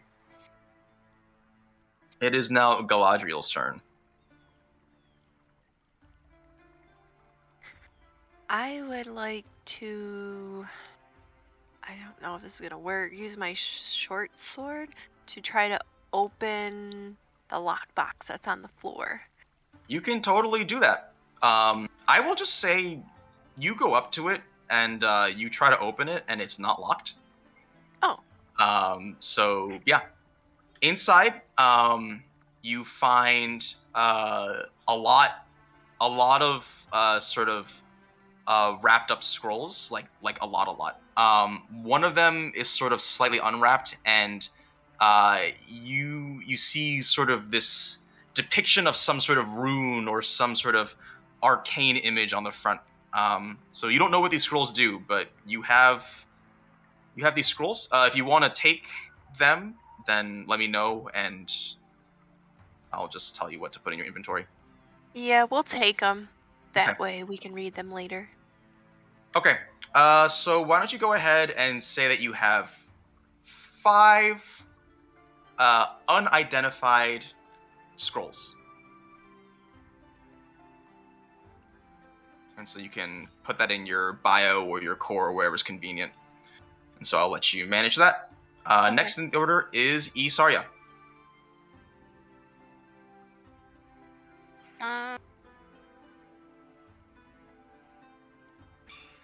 Is there... I'm going to move just a few steps forward. Well, that's it. That's it for this room, right? Everything that I can see? Yes, that's it for this room. Okay. Just gonna... I kind of just looked at what Gal got and saw that she found something interesting, so I'm just going to kind of step out of the room and head south. Sure. To see what else I can find. So yeah. I think that is me. That's it? That's 25? Yeah, yes. 1, 2, 3... 2. Well, that's actually 20, so you have one more you can move if you want. Yeah, and so you start your way down this corridor, and you see 3 rooms, 3 closed doors. Okay. Odin, it is your turn. I'm gonna go ahead and take a couple steps away from the guy and then fire my bow at him. Okay, so I'm just gonna let you know he's gonna make an attack of opportunity on you. If you're okay with that, then that's fine. Yep, let's do it. Okay, so he is going to use his reaction to make an attack of opportunity. And by the way, I guess I should explain this. An attack of opportunity, I believe everybody who currently has a melee weapon out, they can make an attack of opportunity whenever an enemy moves away from them or is within 5 feet and moves away from them. And they can do this once before their next turn. So just as a thing in the future. So he is going to attempt to stab you with his spear with one hand, which I think is this one.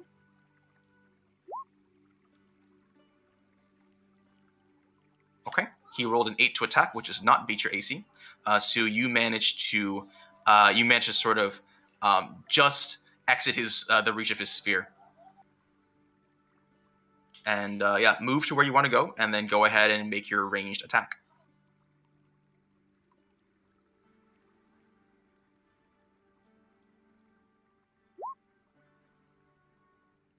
Oh, dang. Okay, lethal or non-lethal? Lethal this time. Okay. Oh my goodness. Okay. You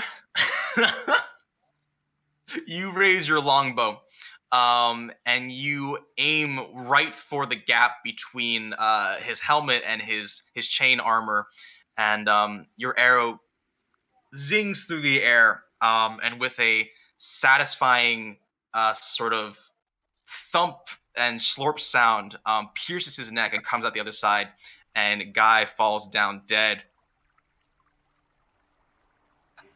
Sorry, guy. Wow. You shouldn't have swung at me twice. Did you just say sorry, guy? God damn it. He's dead. He's dead. You can't talk to him anymore. Wheelie, it is your turn. I guess he's gonna chase after Isarya, whatever her name is, since he just like saw her run out. Yeah, if you want to go down the hallway, then just move your appropriate movement speed. You're talking about Oh, Amy? Immy, you mean Immy. You want to chase after Immy. I see. Okay. Sorry, Amy. Yeah. You managed to so you are here. If you have any more movement, you can move that. I guess I would just like talk to her to get more information. Okay. Yeah, what do you say? What happened? And I guess like you both are running, and she turns to you and is like, "That bastard mayor has been lying to us." Yeah. So I can now actually kill him now. And in amidst her anger, she says, "No, don't kill him because I need answers. But I'm gonna go find him."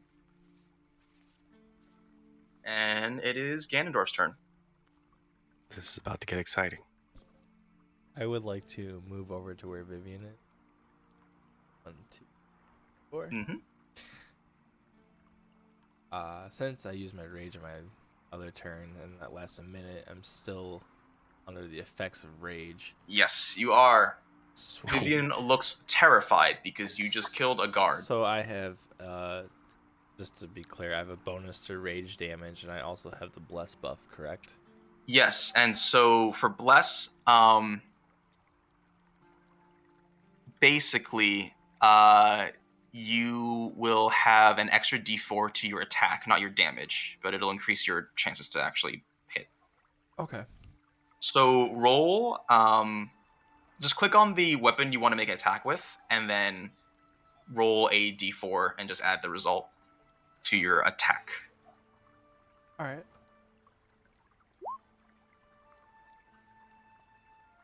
Wait, so that's 22 then? No, the 21. Yeah, so he rolled a 21 to attack, which hits. And you take your spear and you jam it right into Vivian's side. And he lets out a low moan.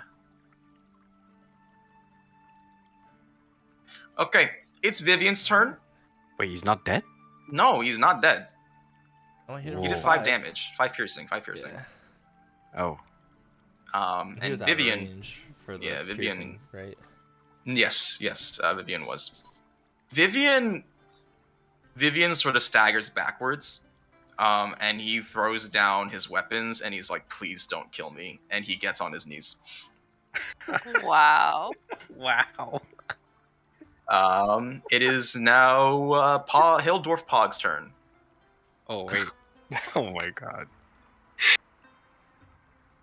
I mean, there's not much else to do. I mean, I could go back inside the house, but that's lame. Well, if you want, pretty much, you literally only have one enemy left.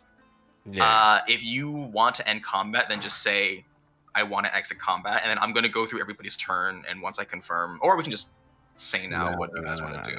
I'm gonna move behind him as he's kneeling in front of Eternal. I'm gonna smack him with my Warhammer. Oh my god! My hero. Okay. Lethal or non-lethal? I'm gonna go lethal. Okay, so because you're flanking Vivian, you have advantage on the attack. So, Absolutely, I have. Yeah, make an attack with advantage.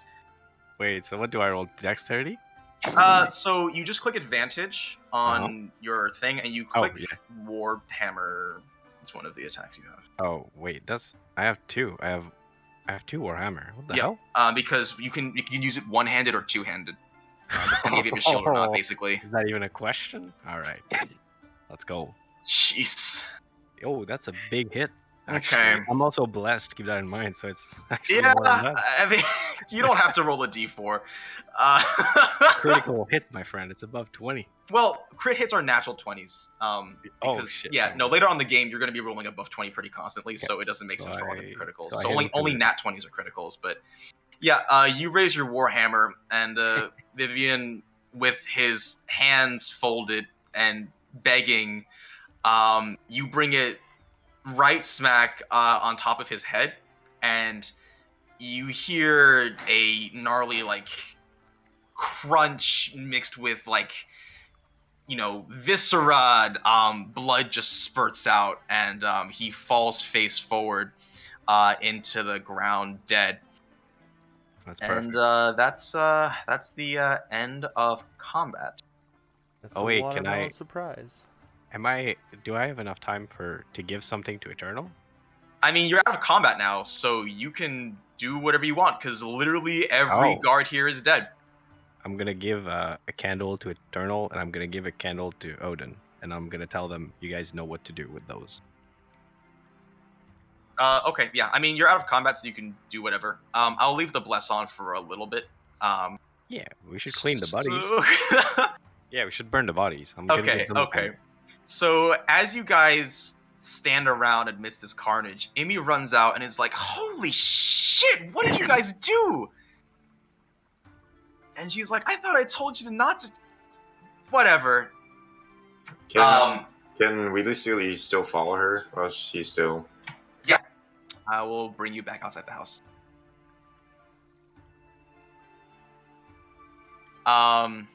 Okay.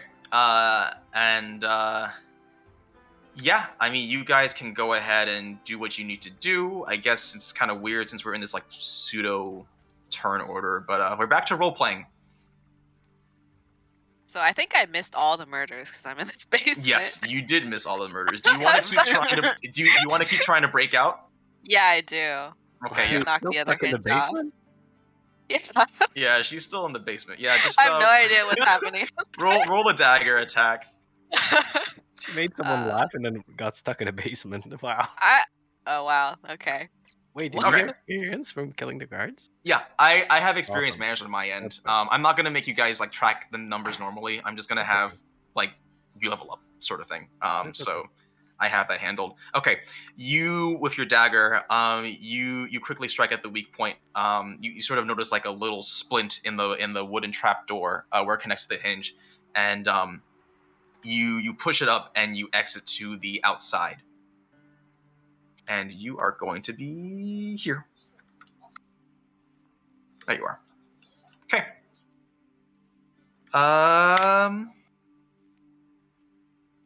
So Wheelie Steely is gonna look at the dead corpses. He's gonna raise his brow and then shrug it off, before resuming conversation with Amy. Okay. So are you gonna run with Amy? She's headed towards the town hall. Yeah. Okay. So I'm gonna have you guys run up to this corner, and you notice this burning tree, and she sort of looks at you like as if to say we probably should do something about that, but maybe later. I forgot about that. Yeah, this tree is on fire, man. Yeah. Who else wants to do something? It's role-playing time. Isarya, are you still in the house? I am, so I just want to like quickly go through the other rooms. Okay. Am I the only one in the house? Galadriel is there with you. Okay. Okay, so you try the doors that you're right between, and they're both locked. So I'm gonna yell to Galadriel and ask her, and be like, "Hey, you want to get one door while I get the other, and make it faster?" Fuck yeah. All right. So how do you want to get into these doors? Let's see. What do I have in my inventory? And I can have Galadriel move out, sort of be with you.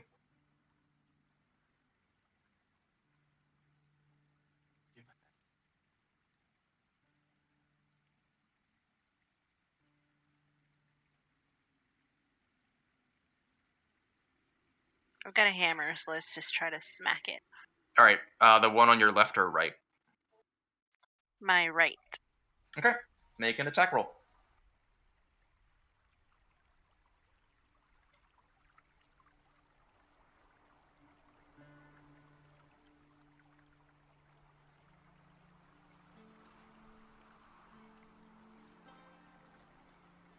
I don't even know where that is. You're gonna need to tell me. Oh, yep. Sorry. So in your core,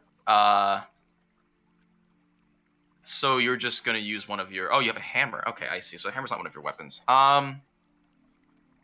Okay, I see. Let's see. What is a hammer? I believe a hammer would be strength, and what do you have proficiency in? Okay, so you don't have a proficiency with a hammer, so just make a strength roll. Just click on strength.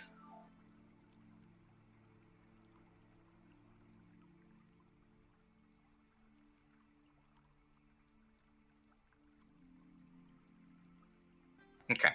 And then I think for a hammer, you're gonna roll a d6, or no, sorry, a d4, and add your strength modifier to it.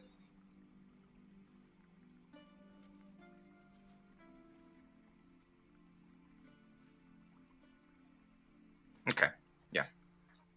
You start smashing the handle of this door, and the handle comes off, and you can sort of peek through. And you don't really see anything too noteworthy. Okay, so I'll be like, I just see a bed. I don't think there's anything else on this one.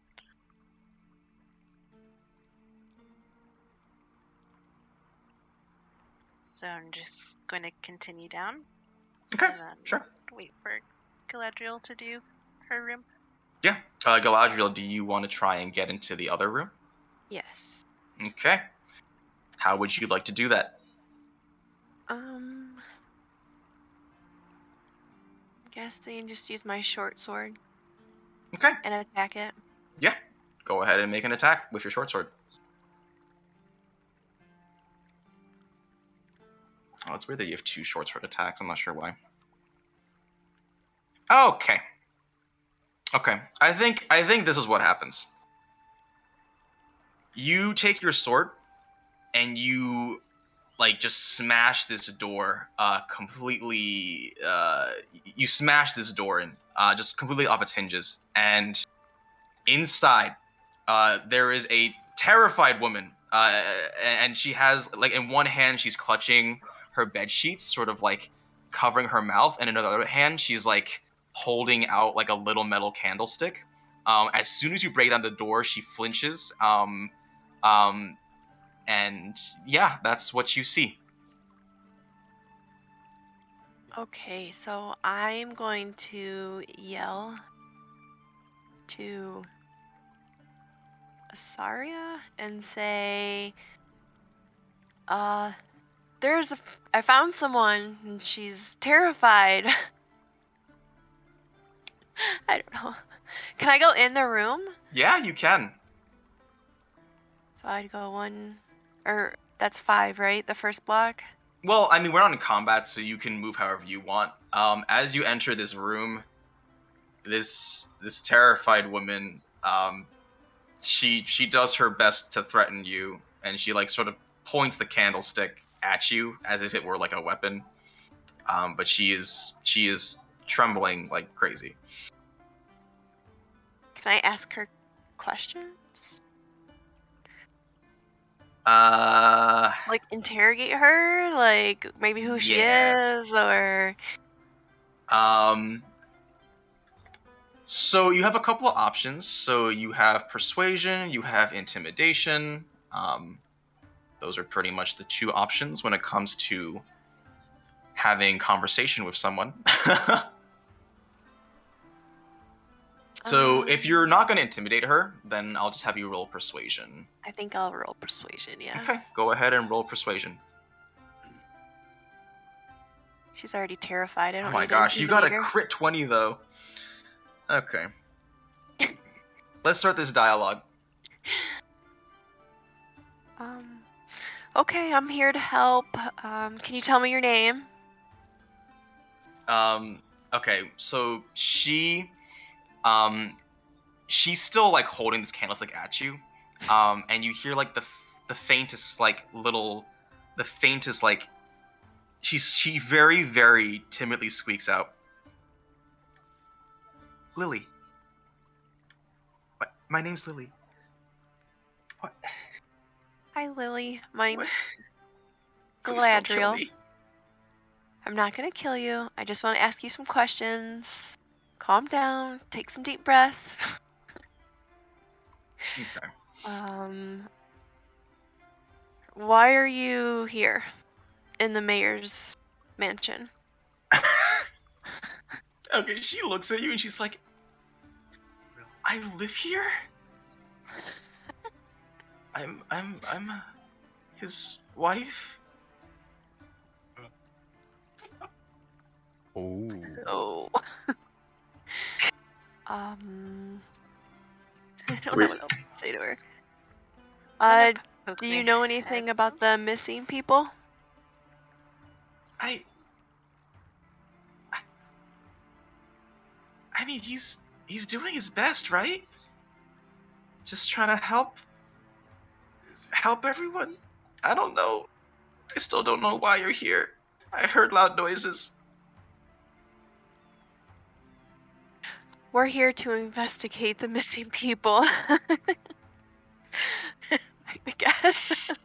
I don't know what to say. I'm terrible at this. I mean, in your defense, if you broke into someone's house, this is a very realistic conversation you'd be having. In Right, this context, I know. probably. It is extremely awkward, but She knows why I'm there. I already told her I'm there to help. yes, but she is scared out of her wits because two strangers broke into her house and she heard loud noises downstairs. I'm just gonna poke my head through the door and I'm gonna be like, "Hi, I swear we're not here to do anything to you. All right. Can you tell us a little bit about, or I don't know. I overheard the conversation between her and Galadriel, so I'm just You peek I your don't know, head is there around and she anything- lets out a little yelp at the sudden second figure. I swear, we're not gonna do anything. I'll just pipe in and be like, "Hey, so do you know anything? That way we can get out of here." Okay. She shakes her head. She shakes her head no.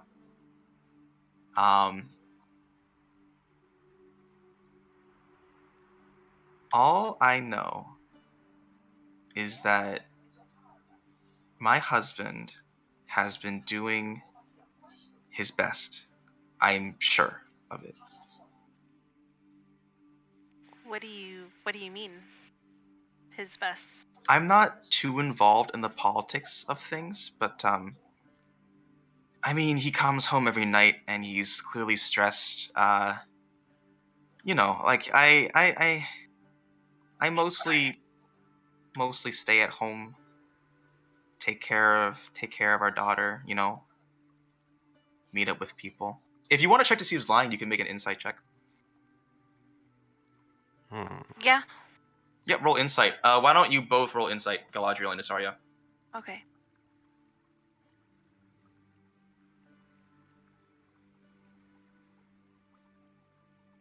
Oh, Oof. thanks.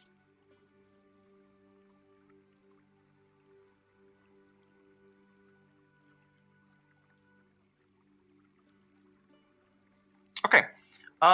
Galadriel, as far as you can tell, she is not lying. Okay. Well, your husband said we could come in and look around. He had nothing to hide, so don't worry about the Interesting. noises. Okay. We are Roll- going to leave you alone now. Have a good night.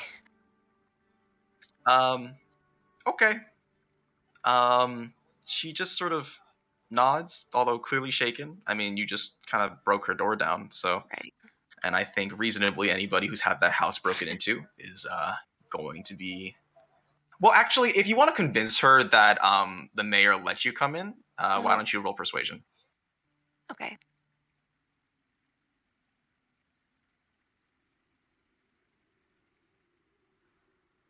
Okay. She says, please leave. Okay. We will. Sorry about your door. Okay. We're gonna Yeah, flee yeah. away.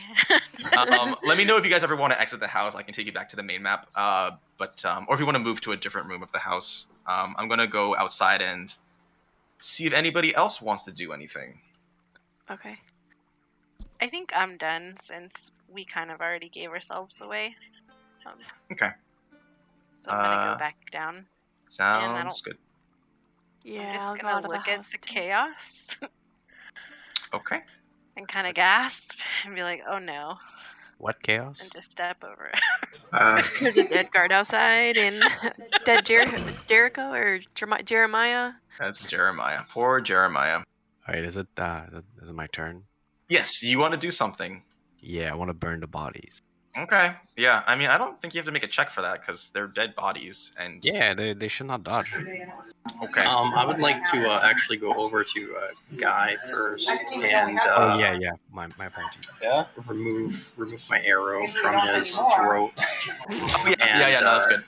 And take the candle that I was given by Dwarf Pog and set it on Guy like a vigil and walk away. Okay, so you're not lighting him on fire. You're just like paying respects to him. Yep. Okay. I'll clarify. You get back. I'm not gonna make you guys remember to pick up your arrows because that's like extremely annoying later on. So just assume that your ammo, except for very specific cases, assume that your ammo is all recovered at the end of fights. So I gave you back your arrow. Okay. Count rage for that as well. Rage is different. Rage is not ammo. Rage is a skill, which is limited per use. Okay. Otherwise, so you get your rage back, I think, after a long rest or something, which we can talk about later. Okay. Okay, so Pog, you light this candle and you sort of tuck it in between. I guess this is Vivian. You tuck it in between Vivian's like chest. Oh, he just has his underwear left at this point. So. Oh, you stripped him. No. Eternal did. I didn't do anything. Eternal stripped the guard inside the house. This one is still fully clothed. Yeah, I'll just light him up. Okay. You let's just say I just want to hide the evidence so that if people are like, "Hey, have you guys seen these guys?" and then we can say, "Nope." I mean, bodies don't disappear instantly. Like they don't vaporize. It's not like ice. Like you're gonna have a charred corpse. Yeah, I know, but then no one knows we did anything. There's like armor on the corpse on fire. There's we steels. can pick up the steel afterward. My character is in a bit of a bewildered mood at the moment. Yeah. So why don't we actually let's go to Ganondorf because Ganondorf hasn't gotten to do anything yet. So Ganondorf, do you want to do anything? Yeah. So we last saw Emmy and Wheelie Steely running by, correct? Yes. I'd like to chase after them as well. Okay, you can go ahead and do that. You're going to be a little bit behind since I think your speeds are about the same. Emmy is zooming. She's so fast. She definitely looks conflicted, though. Like, she really feels like that something should be done about this fire. But I think part of her is also like, I don't really know what to do. And I think at this point, Flinty, let's give you something to do. Okay, so I still haven't seen anything. You have not. You I'm are just gonna. oblivious to the carnage that is around you. So I'm just gonna walk around the house and hold out the door, and I'd be like, And "What?" as soon as you as at the entrance of this gate, you smell burning flesh, and you see a guard with a huge hole in his neck, like right in front of you in the house across. And you also see a huge fire. It kind of smells like barbecue. Okay, let's see.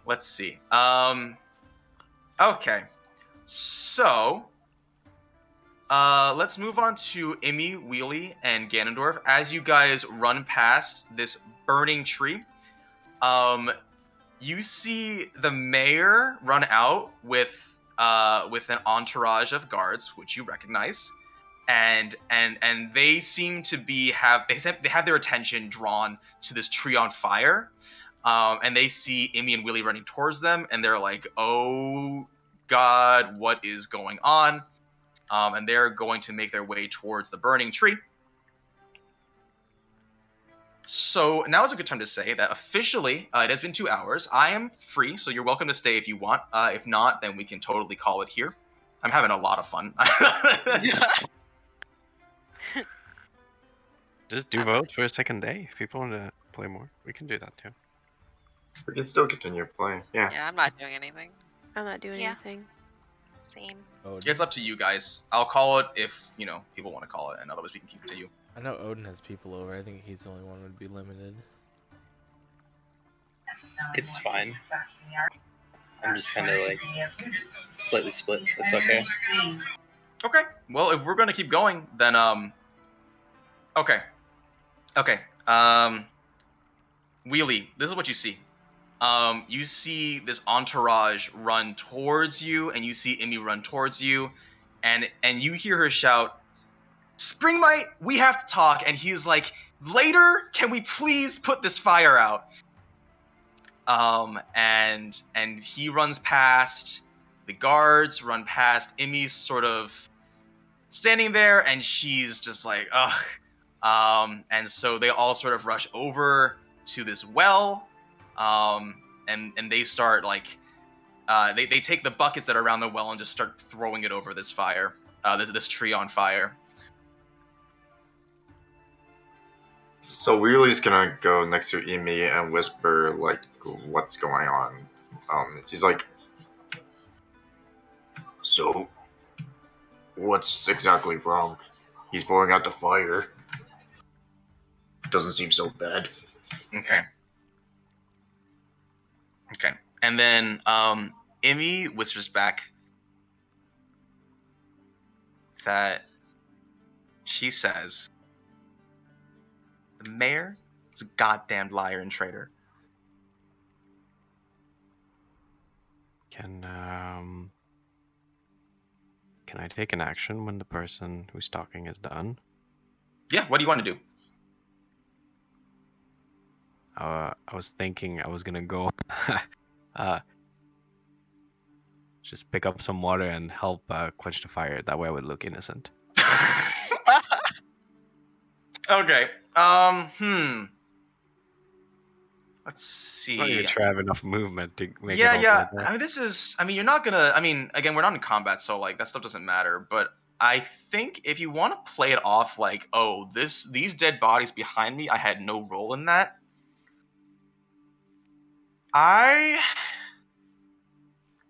Actually, let's talk the people that are near the house. What do you guys want to do? Do you want to bail? Like, what do we do here? We have to hide. Like, we can't leave. Can't let all the guards come. Actually, I'm pretty sure we can kill all 3 of them because it was not that hard. But it's up to you guys.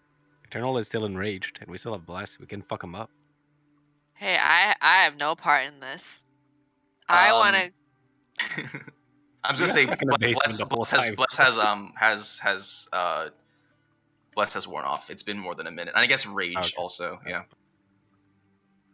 I want to go back to the bar and ask about these pinkity drinkities. Okay. I think we got a couple of things to resolve. So, Danger, do you want to start making your way away from the bodies and towards the fire? Well, I want to know what Odin and Eternal think. Do you Okay. guys want to take them on for more XP, or we just leave? I have no interest in fighting them. Damn, so it's a 2v3. I'm out. Yeah, I'll go for Alright, fire. because- Okay. So, I think. Well, I guess they don't really see the dead bodies; they're focused on the fire. So I think, yeah, I'm not gonna make you guys roll for this. They are sufficiently distracted. So you guys help douse out the flames. Ta-da! Amazing. I'm so happy to help the community. Okay. And so the mayor, who by the way his last name is Mayor Springmite. I don't remember if you guys asked for it, but just so it's easy to refer to. He turns over and he sees a smaller fire, and he's like, "What the hell is going on, guys?" And he's also like, "Also, what are you doing outside my house?" And he starts walking over. I don't know what you're talking about. Make a deception check, please. That's a bad idea. Let me check. What's my deception? Oof. Eeh. I came because I saw a big fire. Yeah, I mean... Alright, you know what? I'm gonna roll for deception. But it's my charisma, so... give it a Yep. shot. You're rolling deception. Damn. I don't Okay. know yet. You don't have advantage, but the 15 is sufficient. Oops. Wheelie, can I have you roll for deception as well? That's fine. I switched it back to normal.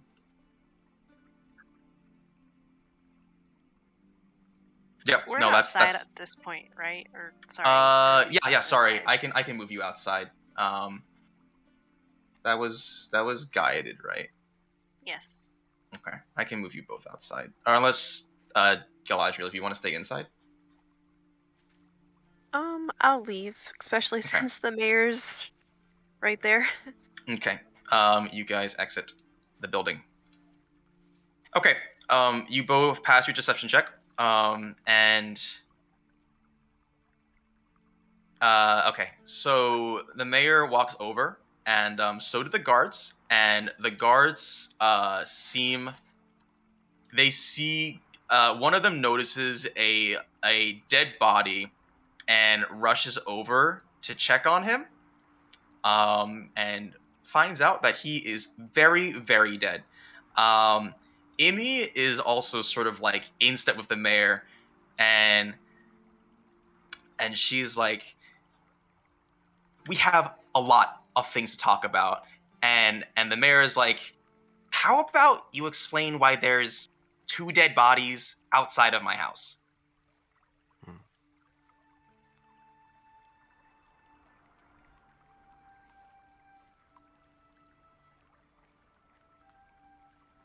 So they all ran away from me and Wheelie Steely, correct? Yes, they've moved past you. Yes. Okay, so can I ask Wheelie Steely, what did Emmy say to him? Well, apparently to Amy, the mayor's a jerk. Okay. So then I guess we should go up behind them and see what they're running towards now. You could do that. I'm gonna take some time. Okay. I think this is what happens. Oh, sorry. Somebody wanted to say something. I was gonna say, so is the mayor confronting me, or are they walking past, or? The mayor's just walking, and he notices that the front gate is smashed in, and he is going to rush into the house. And you hear him shout from a distance, "Lily, Chris,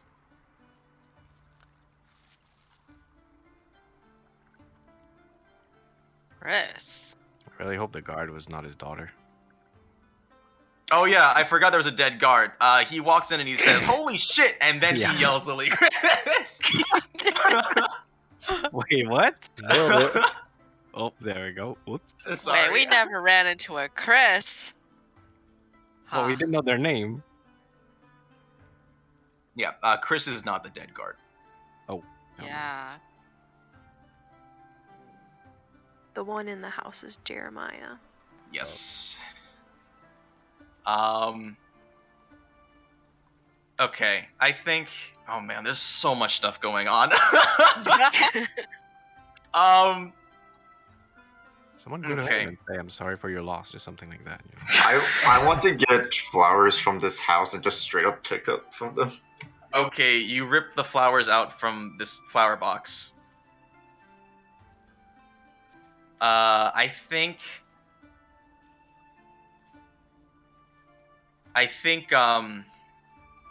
Jericho and Jeff are going to interrogate you, Odin, and Jeff is gonna be like, wouldn't suppose you would know anything about what happened here? Good luck, Odin. Best of luck to you.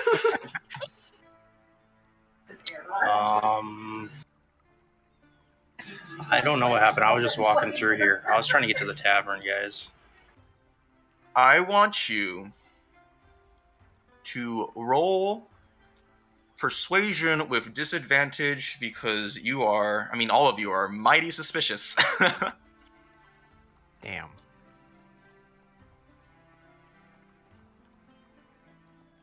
Hold on, I gotta find where persuasion is. Mm-hmm. Should be in that list. I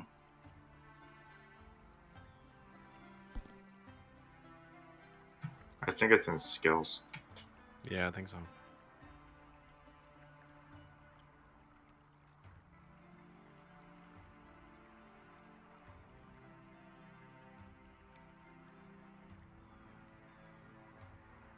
Oh, okay. Wow.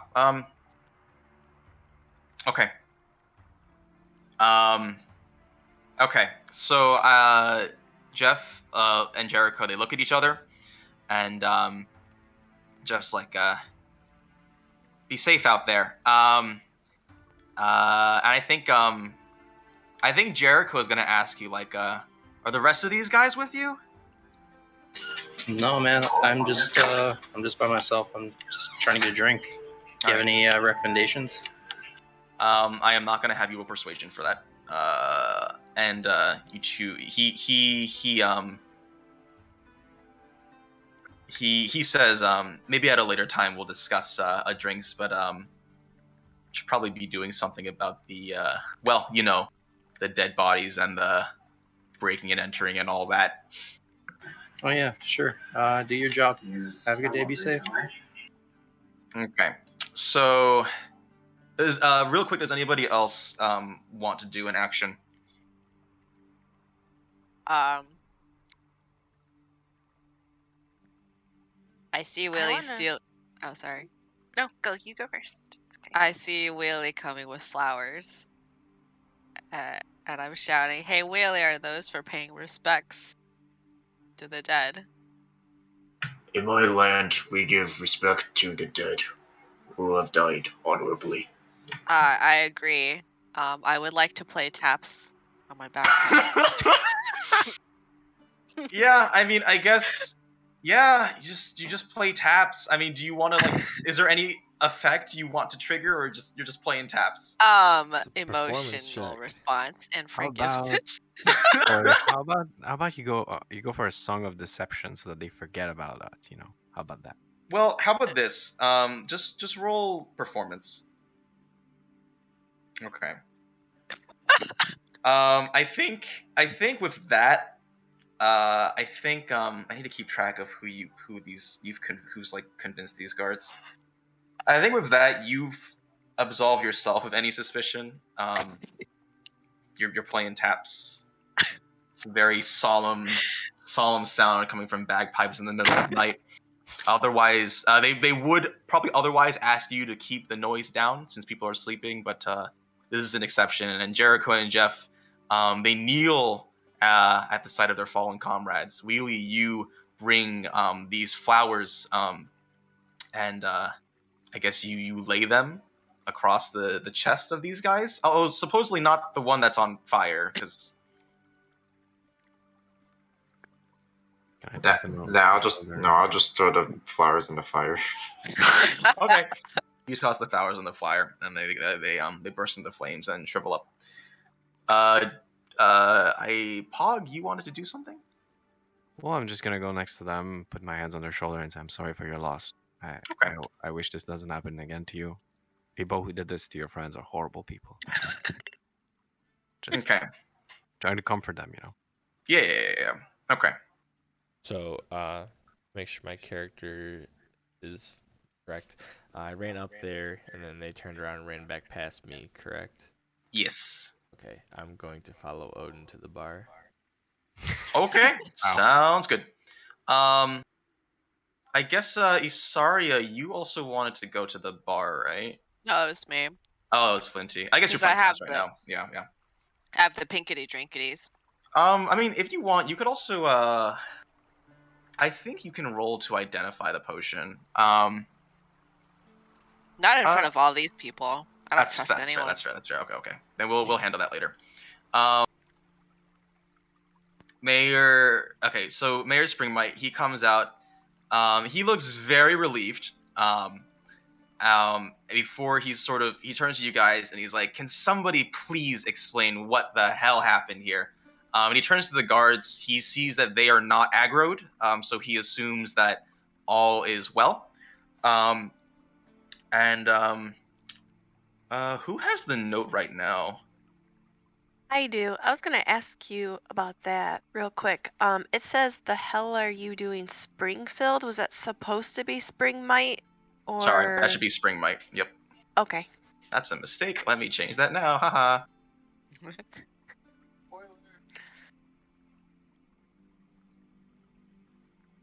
Okay. I think this doesn't happen. I'm gonna move you outside the fence. I think Imi is going to try and forcefully grab the note out of your hands. Are you going to let her, or? No. Don't be snatching stuff. Okay. Can you roll Dex, please? Yeah.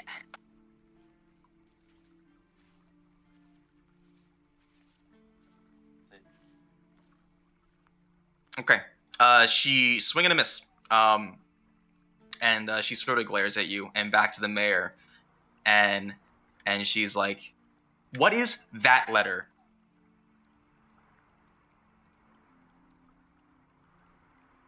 Wait, Emmy said that to the mayor? To the mayor, yeah. Okay. So I don't have to answer, right? No, I mean you don't have to. You can if you want. The mayor's like, "What letter? What are you talking about?"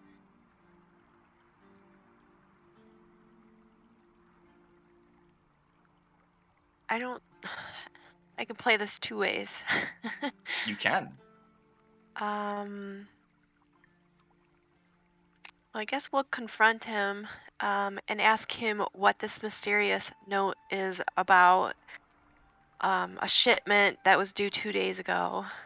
And who are the test subjects and who is -S? Okay. So you walk up besides Imi, and you pull out this letter and you flip it over so he can see the text, and you rattle off these questions. The mayor's face grows noticeably redder. You start to see him sweat a little, and he says, I have never seen that letter in my life. And the guards are sort of standing around, and they're sort of like giving each other questioning looks, like, they don't know what's going on. They don't know what this is. Can I check deception to see if he's lying? You absolutely can. Can I also check? Yeah. Deception. This would be this would be insight, not deception. This would be an insight check.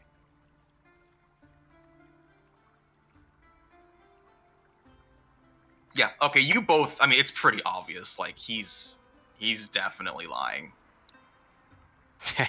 Knew it. Kill the guards.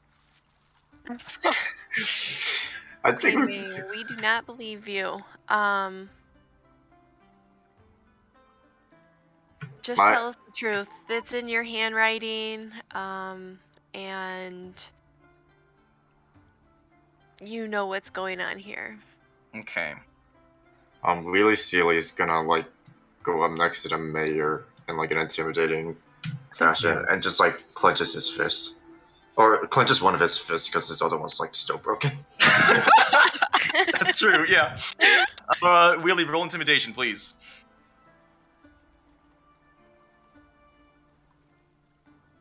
Oh my gosh! Nice. Natural 20. Okay. The mayor looks around, notices that he's surrounded, and he lets out a resigned sigh, looks defeated. Or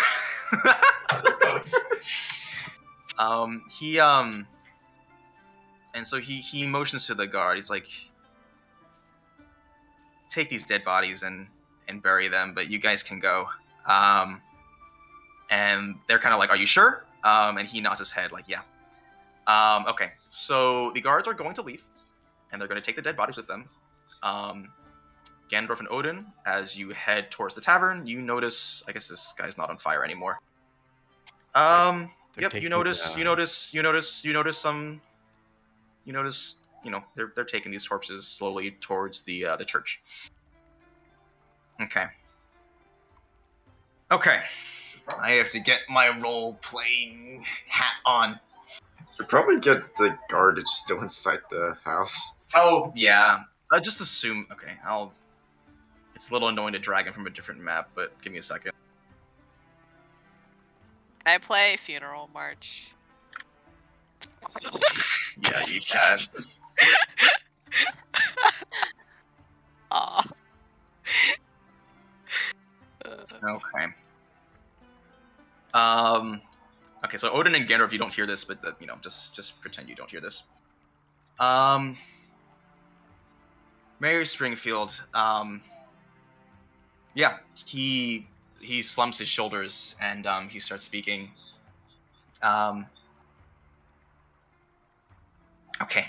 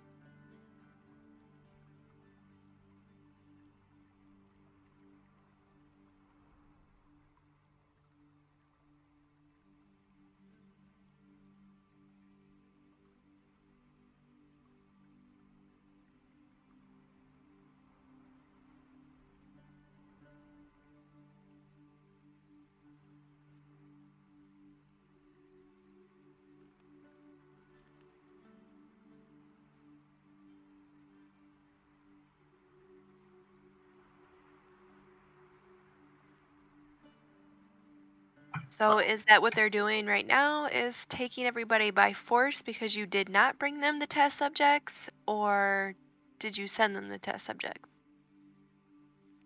He shakes his head and he says, I've been helping them.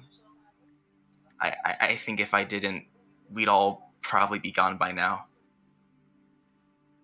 And I think and he says that over the passing days, I'd asked to go into people's homes,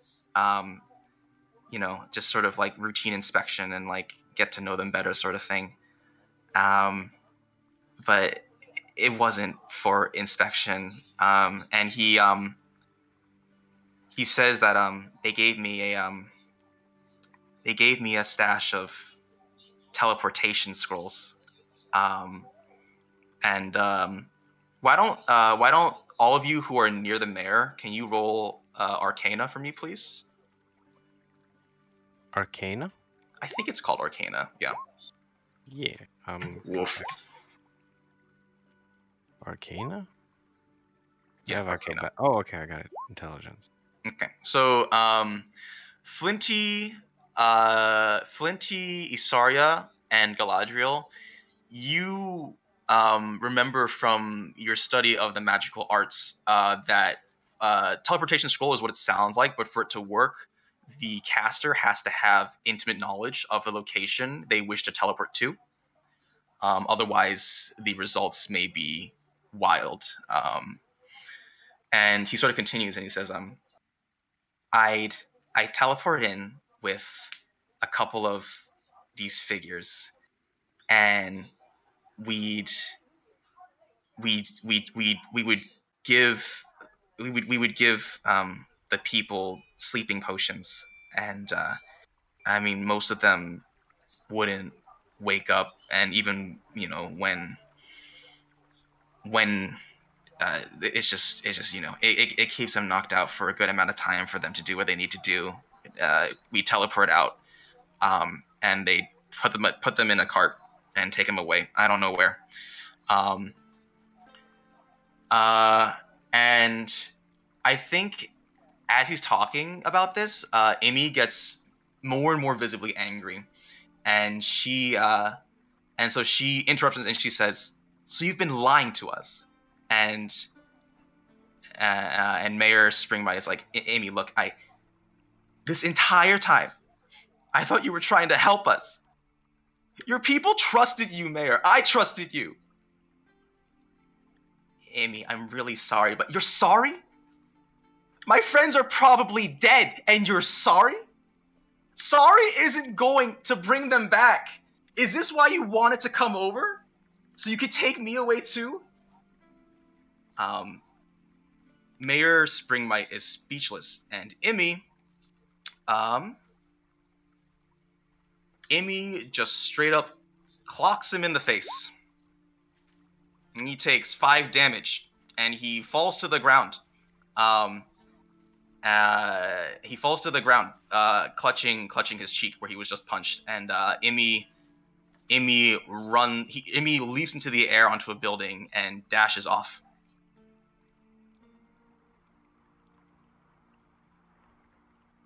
I'm gonna turn to the mayor and ask him, is this why you were away from home today?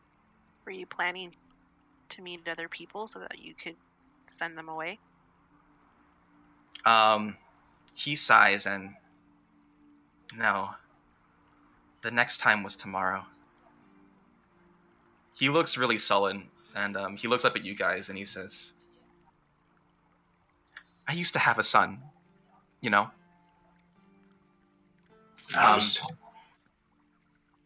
His name was Marcus.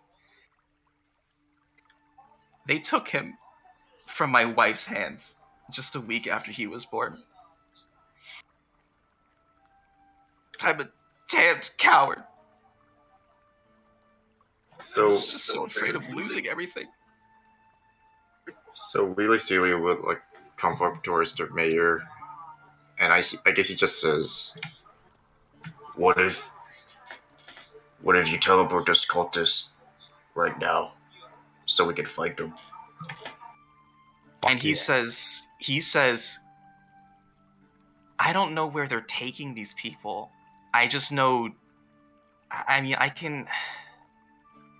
the place where we take the victims is just a little bit outside of town, but I don't know where they take them after that." Then we could just ambush them when they're teleporting. I have an idea. Yeah, we just need a bait. Koi. Yeah, so I'm gonna pretend to be a victim, and you're gonna tell them to take me, and I will be taken by them, and then I will fight them all. I don't have any problems with that. We could put a tracker on Koi. Okay. As you guys are discussing this, you see Emmy leap back, and she points to the mayor and she's like, "You still have a chance to make this right, and I'll see personally that you do." And she holds out a little silver ring with a yellow topaz sort of I guess engraved on it. I don't know what it is. Or set on it. A set yellow topaz on the ring. And she explains that this is a ring of tracking. And she explains that basically whoever is attuned to this ring will always know the location of the ring. And she says, I was thinking, since, I mean, you've already seen my house and everything. She, launches an angry stare at the mayor. I'll give this ring to one of you guys, and you can take time to attune it. And then I'll wear it, and they'll take me away. And we're gonna find these people, and we're gonna kill every single one of them. Wait, so she wants to be the bait instead of Koi? Well, she wasn't there for the conversation. Oh, okay. We were actually discussing that one of us will be the bait. No, let her go. I'm less attached. You Why? live with Immy. You're Immy's neighbor. You should be less attached to Flinty. Nah, Flinty's kind of hot.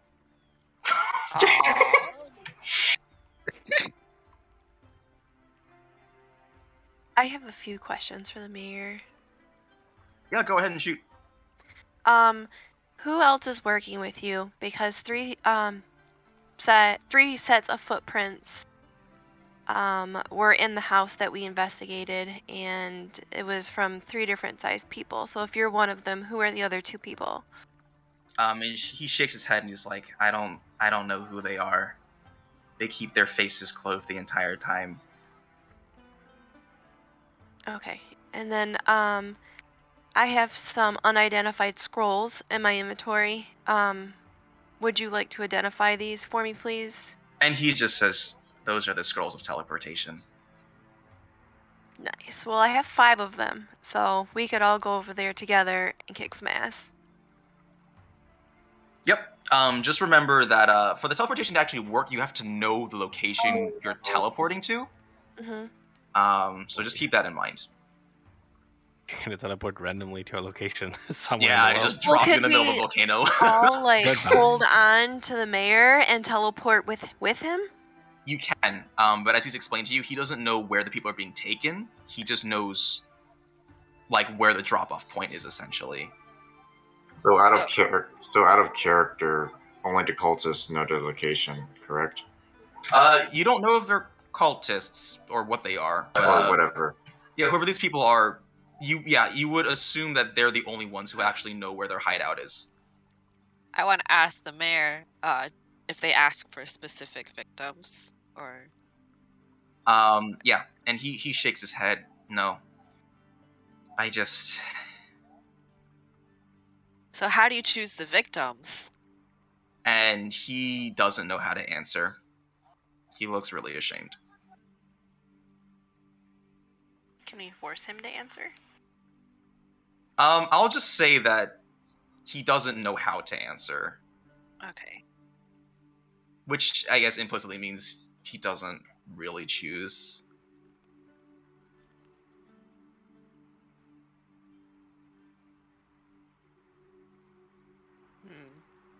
So it can be anyone. I thought I would have to disguise myself as the next victim. Well, I mean, since he can choose which house to teleport into, he can always target someone specifically, but for the entirety of this, he hasn't been, picking and choosing which house to teleport into based on the residence. It's just sort of, I guess whatever was most convenient or easier, what he can remember based on his own memory of that house. Okay. So we definitely need to set some bait. So the mayor needs to call and say that he has one of his victims set for, whatever time tomorrow. And then one of us go use the tracking ring. And then we could either all just voyage that way to go find you guys, or I don't know. What do you guys think? Have I someone like the plan. follow or something? Well, we have the tracking ring, right? So we can. Yeah, but we don't know how far the person is gonna end up. We're gonna Or be where that place is. Yeah, like it could be very, very, very, very, very, very far. and we're going to be more prepared. We're going to need more steals. Oh yes, yes. Is there a We forest need to nearby? stock up on supplies for this epic plan. Yeah. Probably, yeah. So I guess, Danger, to answer your question, you're sort of like situated in a forest. I mean, they've cut down a lot of trees to develop this town, but Okay. yeah. Okay. So I guess I know Odin and Ganondorf, I guess, aren't within earshot of this, but what are your guys' thoughts on this plan? And then we can sort of play out the rest of this night, and then we'll call the session over. Oh, so I'll get my spells back. Big. Yeah, I'm gonna follow the majority of the group wherever they decide to go. yeah, same. Okay. Sounds good. Okay, excellent. So then the plan is settled. Imi is going to use herself as bait. She is going to give you the ring of tracking, and she says, just make sure you give this back to me before tomorrow night. And so one of you guys, you're going to spend the night to attune yourself to this ring. And that means that basically you and only you will know the location of this ring at all times. So do we put it on the person that's like, that has the highest intellect, or it's going to be irrelevant for the rolls or anything? That is irrelevant. You don't. Okay. No rolls are needed, but you need to be attuned. Gotcha. Attunement basically. So attunement is a special thing for magic items, which basically prevents it from being passed around and Yeah. like everybody getting the benefits. Attunement. You basically, I guess, like spiritually or magically connect yourself with the item. Yeah, And like if somebody else wanted to use it, you'd have to somehow unattune yourself, which is a different mechanic. Okay. So why don't you guys take some time to decide who wants to be in charge of the ring, and then we'll do some role playing to conclude this night. My precious. So do we want to put it on? I don't know. Do we want to put it on the person that's less likely to die, or do we want to put it on like someone that can this? waste a turn and it's okay? Just all roll a d10, and whoever gets highest gets it. No, I kind of My- want it because like at some My point. vote. Oh man. My vote goes to Isarya. She is the purest one here. I'm going to pass my vote that way. Okay, let's say we were in combat while using the ring.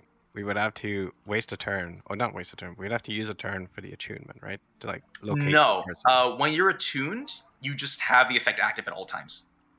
Okay, so we never have to say I'm stopping to check my attunement. Nope.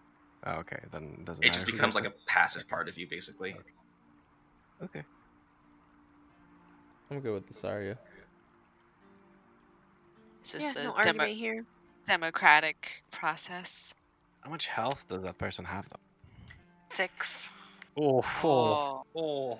Let's I'm a give her some squish. steals. I'm gonna give it to Eternal. I'm gonna vote for Eternal. Ah. He's more likely to survive. So we have 3 votes for Isarya right now and 1 for Eternal. I'll I mean, vote for this it. guy's We okay, asked this is who completely wanted up to to do it you. in the first place before we vote between people. It doesn't really matter, does it? Though. I mean, if Isarya dies and has the ring on Then her, we're screwed. We're screwed. Well, No, I I guess can more res people, technically but- speaking, there's that, but also if the attuned person dies, then the connection fades, and so somebody else could attune themselves to the... Oh, I guess you wouldn't, because you don't have access to the ring. That's Right. true. It'll be on Imi the entire time. Okay, so what you're saying is we put it on the person that's less likely to die. That's good. That's what I got. So let's look at our stats. Who's the less likely to die? That's not Oh, what I I'm have- saying. I have stealth and Okay. I have deception. No, what's your armor class and what's your health? I don't plan on getting into combat. That life is behind Oh my me. god, cool. How much armor do you have? 13. That's not bad actually. How much health? That's like 10? 9. 9. It's not bad. Okay, I have 18, 12. Next. I have 13, 14. I have 1310. Listen, if I get in trouble, I just pretend I'm a humble bard, and they'll never suspect a thing. Okay, so I'm the most tanky, but I don't really wanna have the ring. And I'm if I get in 14, trouble, I 14. just cast vicious mockery on people, and they'll just. If you had Or, failed that roll, that guard would have fucked you up. Well, I immobilized that guard for longer Yeah. than it took you guys to kill him. I wasn't trying to kill the guard. I was trying to knock him unconscious. I know, jeez. I'm getting best bud vibes from Wheelie here. I trust Wheelie. All right, if we put the ring on the person that's the most tanky or less likely to go unconscious, I'll Wouldn't it be wear you? it. If we don't, we put it on whoever wants to roleplay with it. So we can just vote, I guess. Who wants to put the ring on a tank? Who wants to put the ring for roleplay? I think to make it Well, easy, why don't you go ahead and type in chat if that's the route you decide to go.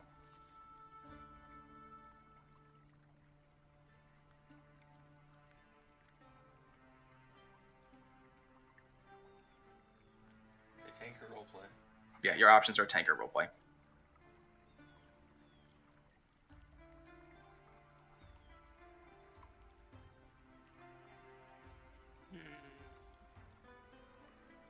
So tank means danger gets the ring. Yeah, pretty much. But it looks like that the roleplay votes are already out. Yeah. Yeah, roleplay. Yeah. is- All right. So Cole wanted I it, guess. right? Give it to Koi. Yep, give it to Yep. Koi. I'll You take Sounds the can good roleplay. to ring. me. All right. My Excellent. precious. Go ahead. I guess you don't have to write it down because you're gonna give it back to Emmy in like a hot sec. So let's do some nighttime activities and then we'll call it a night. So in the distance you see the guards burying their fallen brethren, paying respects. Wow. That's 3 less named guards for me to worry about. Can I heal Willie's hand with my healing word? You can, but you guys are gonna take a long rest anyways, which will boost you all back to max. So Oh, but you I can wanna you can practice my yeah. spell. Then go for it. Cast healing Okay. word. All right, Wheelie. Wait, how do I? Oh, there it is. Cast at what level? 1? You only have level 1 because yeah. Levels are basically that the higher level, the stronger it is, but you'll be using like a high level spell slot. Okay. You are healed for 3 points, Wheelie. Almost. You can heal? Not very well, as you can tell. It's good enough. Oh. Yeah, you have 3 fingers. Yeah, one of them's just mangled. I've had worse. Wait, is your healing 1d4?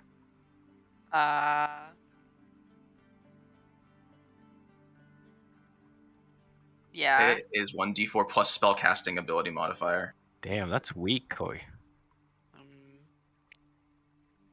Josie, while we're doing stuff for the night,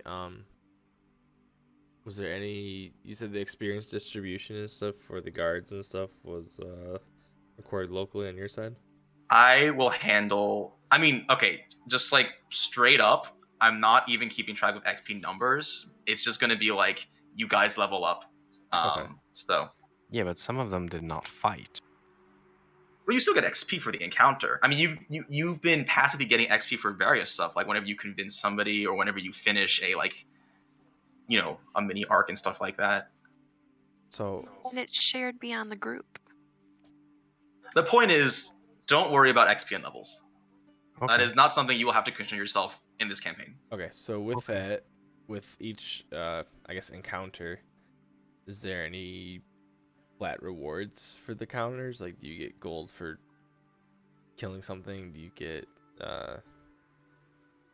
anything like static or revolving? I guess? So if you perhaps checked the other guards' pockets, you may have found something. I mean, you looted a guard and found some equipment, which you could potentially sell.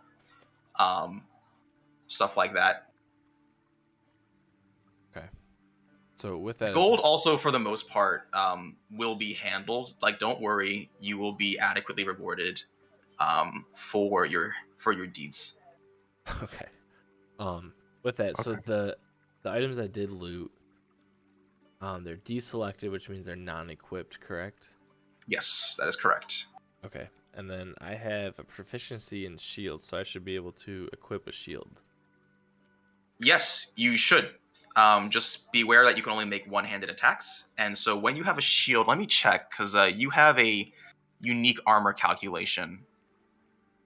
Okay, yeah, you can use the shield and still use its benefits. So if you click on the shield, your armor class should go up to 15. If it doesn't, you can just change it. Okay, Yes, that's it good. does. Okay, excellent. Perfect. And then this chain shirt, is it heavy armor or light armor or medium armor? Chainmail is heavy armor. Heavy armor, okay. Which you cannot wear. Well, I mean, I guess you can wear, but if you don't have proficiency in heavy armor, you're going to get a lot of bad stuff. Like, you move a lot slower. I think you have disadvantages on a bunch of rolls because you don't know how to maneuver in heavy armor. So, does anyone in the party have a proficiency in heavy armor that would want a chain shirt? I have, but I think I already have armor, right? Yes, you already have a chain shirt from I'm your fully class. equipped. Is it damaged? I know, I didn't even take a blow. No, I can't use it. I guess give it to someone else. Or we can sell it to, like, a merchant, maybe, in town. Mm-hmm. Yeah, Eternal, make some money.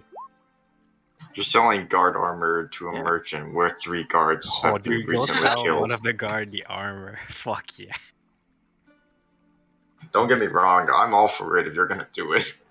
Well, it's just generic armor. They don't have to know. Yeah, you can clean up the blood. Can you not wear it, Wheelie? Out of character, he's proficient in light armor, so light armor. Okay. And what about you, Odin? I'm not. I think my guy's light armor too.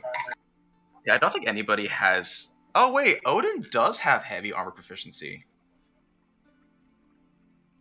I will say that Steely does have proficiency in shields, so. Me too. I took the shield. No, I don't want to wear heavy armor anyway. Alright, then I'm gonna hold on to this then. And then based on what I can see, there's no one in the market in town right now, right? Not right now. It's nighttime. Okay, sure. I mean, yeah, the people should be asleep. If I didn't hide one, then that's my mistake. But everybody's, yeah. Then yeah, I guess that's it for me for nighttime. Nighttime being, or I guess the end of this would be a rest, right? Yes, this would be a rest. Okay. The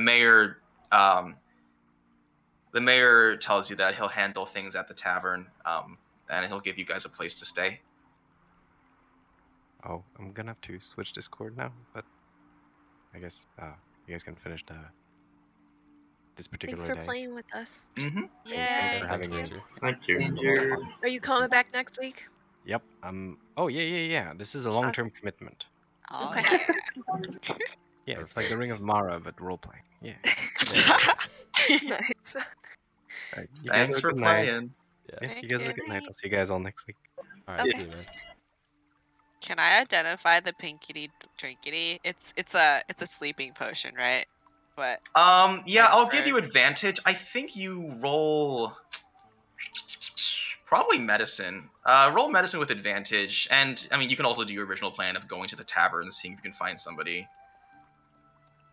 Okay, yeah, they're sleeping potions. okay, cool. Okie dokes. Might come in handy. Yeah, it may.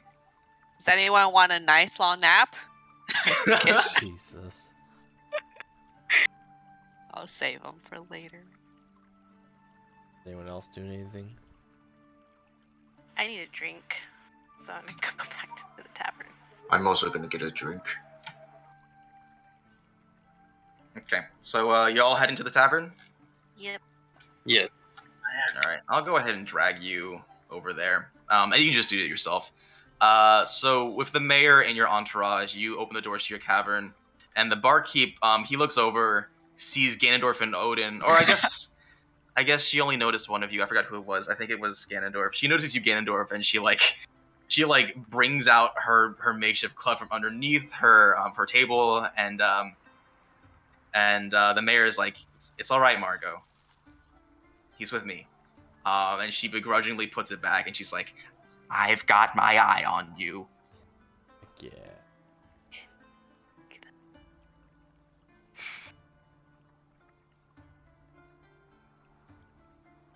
You know my mom. And I have to attune the ring. Yes. So attunement, I believe. I mean, this is sort of whatever because it's like free time. Attunement takes 1 hour of, like, literally you just kind of spend time with the ring. I guess you can give some flavor on like how you're attuning to it, but you spend like an hour in game, and once you attune to it, I'm assuming you're doing that now. Yeah, sure. Okay. My character is going to chant like a tune like for an hour straight as he's Okay, let me resolve Oh. a couple of things. So Flinty, I guess. Okay. So Flinty, you attune yourself to this ring. You spend like a little bit of time in deep meditation, and at the end of it, you feel a really strong mental connection, and you sort of like you toss it around in your hands, and it's like it's surreal. It's like, I don't know if it's a third eye, but it's like you just like know where it is at all times. Amazing. Wheelie, what are you chanting? he's just gonna say, "Go, go, wheels and steels," and he just keeps repeating it for an hour straight. Okay, amazing. Wheelie, are you? Do you have orc language proficiency? He should. So Are you chanting it in orcish? I say for the sake of like her understanding, no. You'll be singing in English. Alright, Well, perfect. common, not English, but Yeah, common. Sorry. Common. Perfect. Okay. I want to tell the mayor that he should go home and talk to his wife because she needs to know what he's really been up to. He needs to confess to her. okay. I want you to roll persuasion with advantage.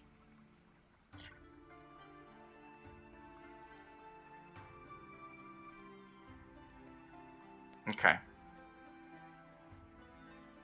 And he looks at you and he's like, I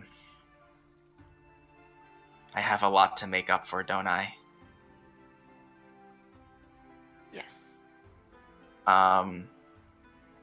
He sets down his cup of water, and he stands up, takes a deep breath, and he says, I guess I'll be seeing some of you tomorrow. And he turns to Emmy and he says, Emmy, look, I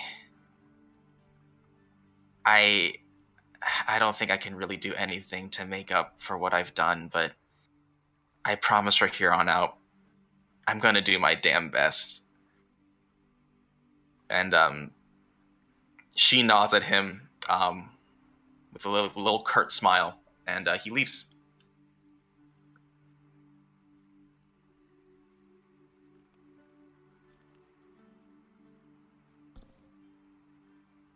All right. Is that it for the night? Go, go, wheels and steels. Go, wheels and steels. Yeah. All right. So with that, lovely stuff, everyone. Yeah, we're gonna call it a night. Thank you so much for coming out and staying a little bit longer. I had a lot of fun. I hope you guys did too. And we will see you all next week. Awesome. Thanks Thank again, you, everyone. Josie. It was a lot of fun. Thank That was fun. you. Thank you. Have a good night, guys. Good night, night. Good night.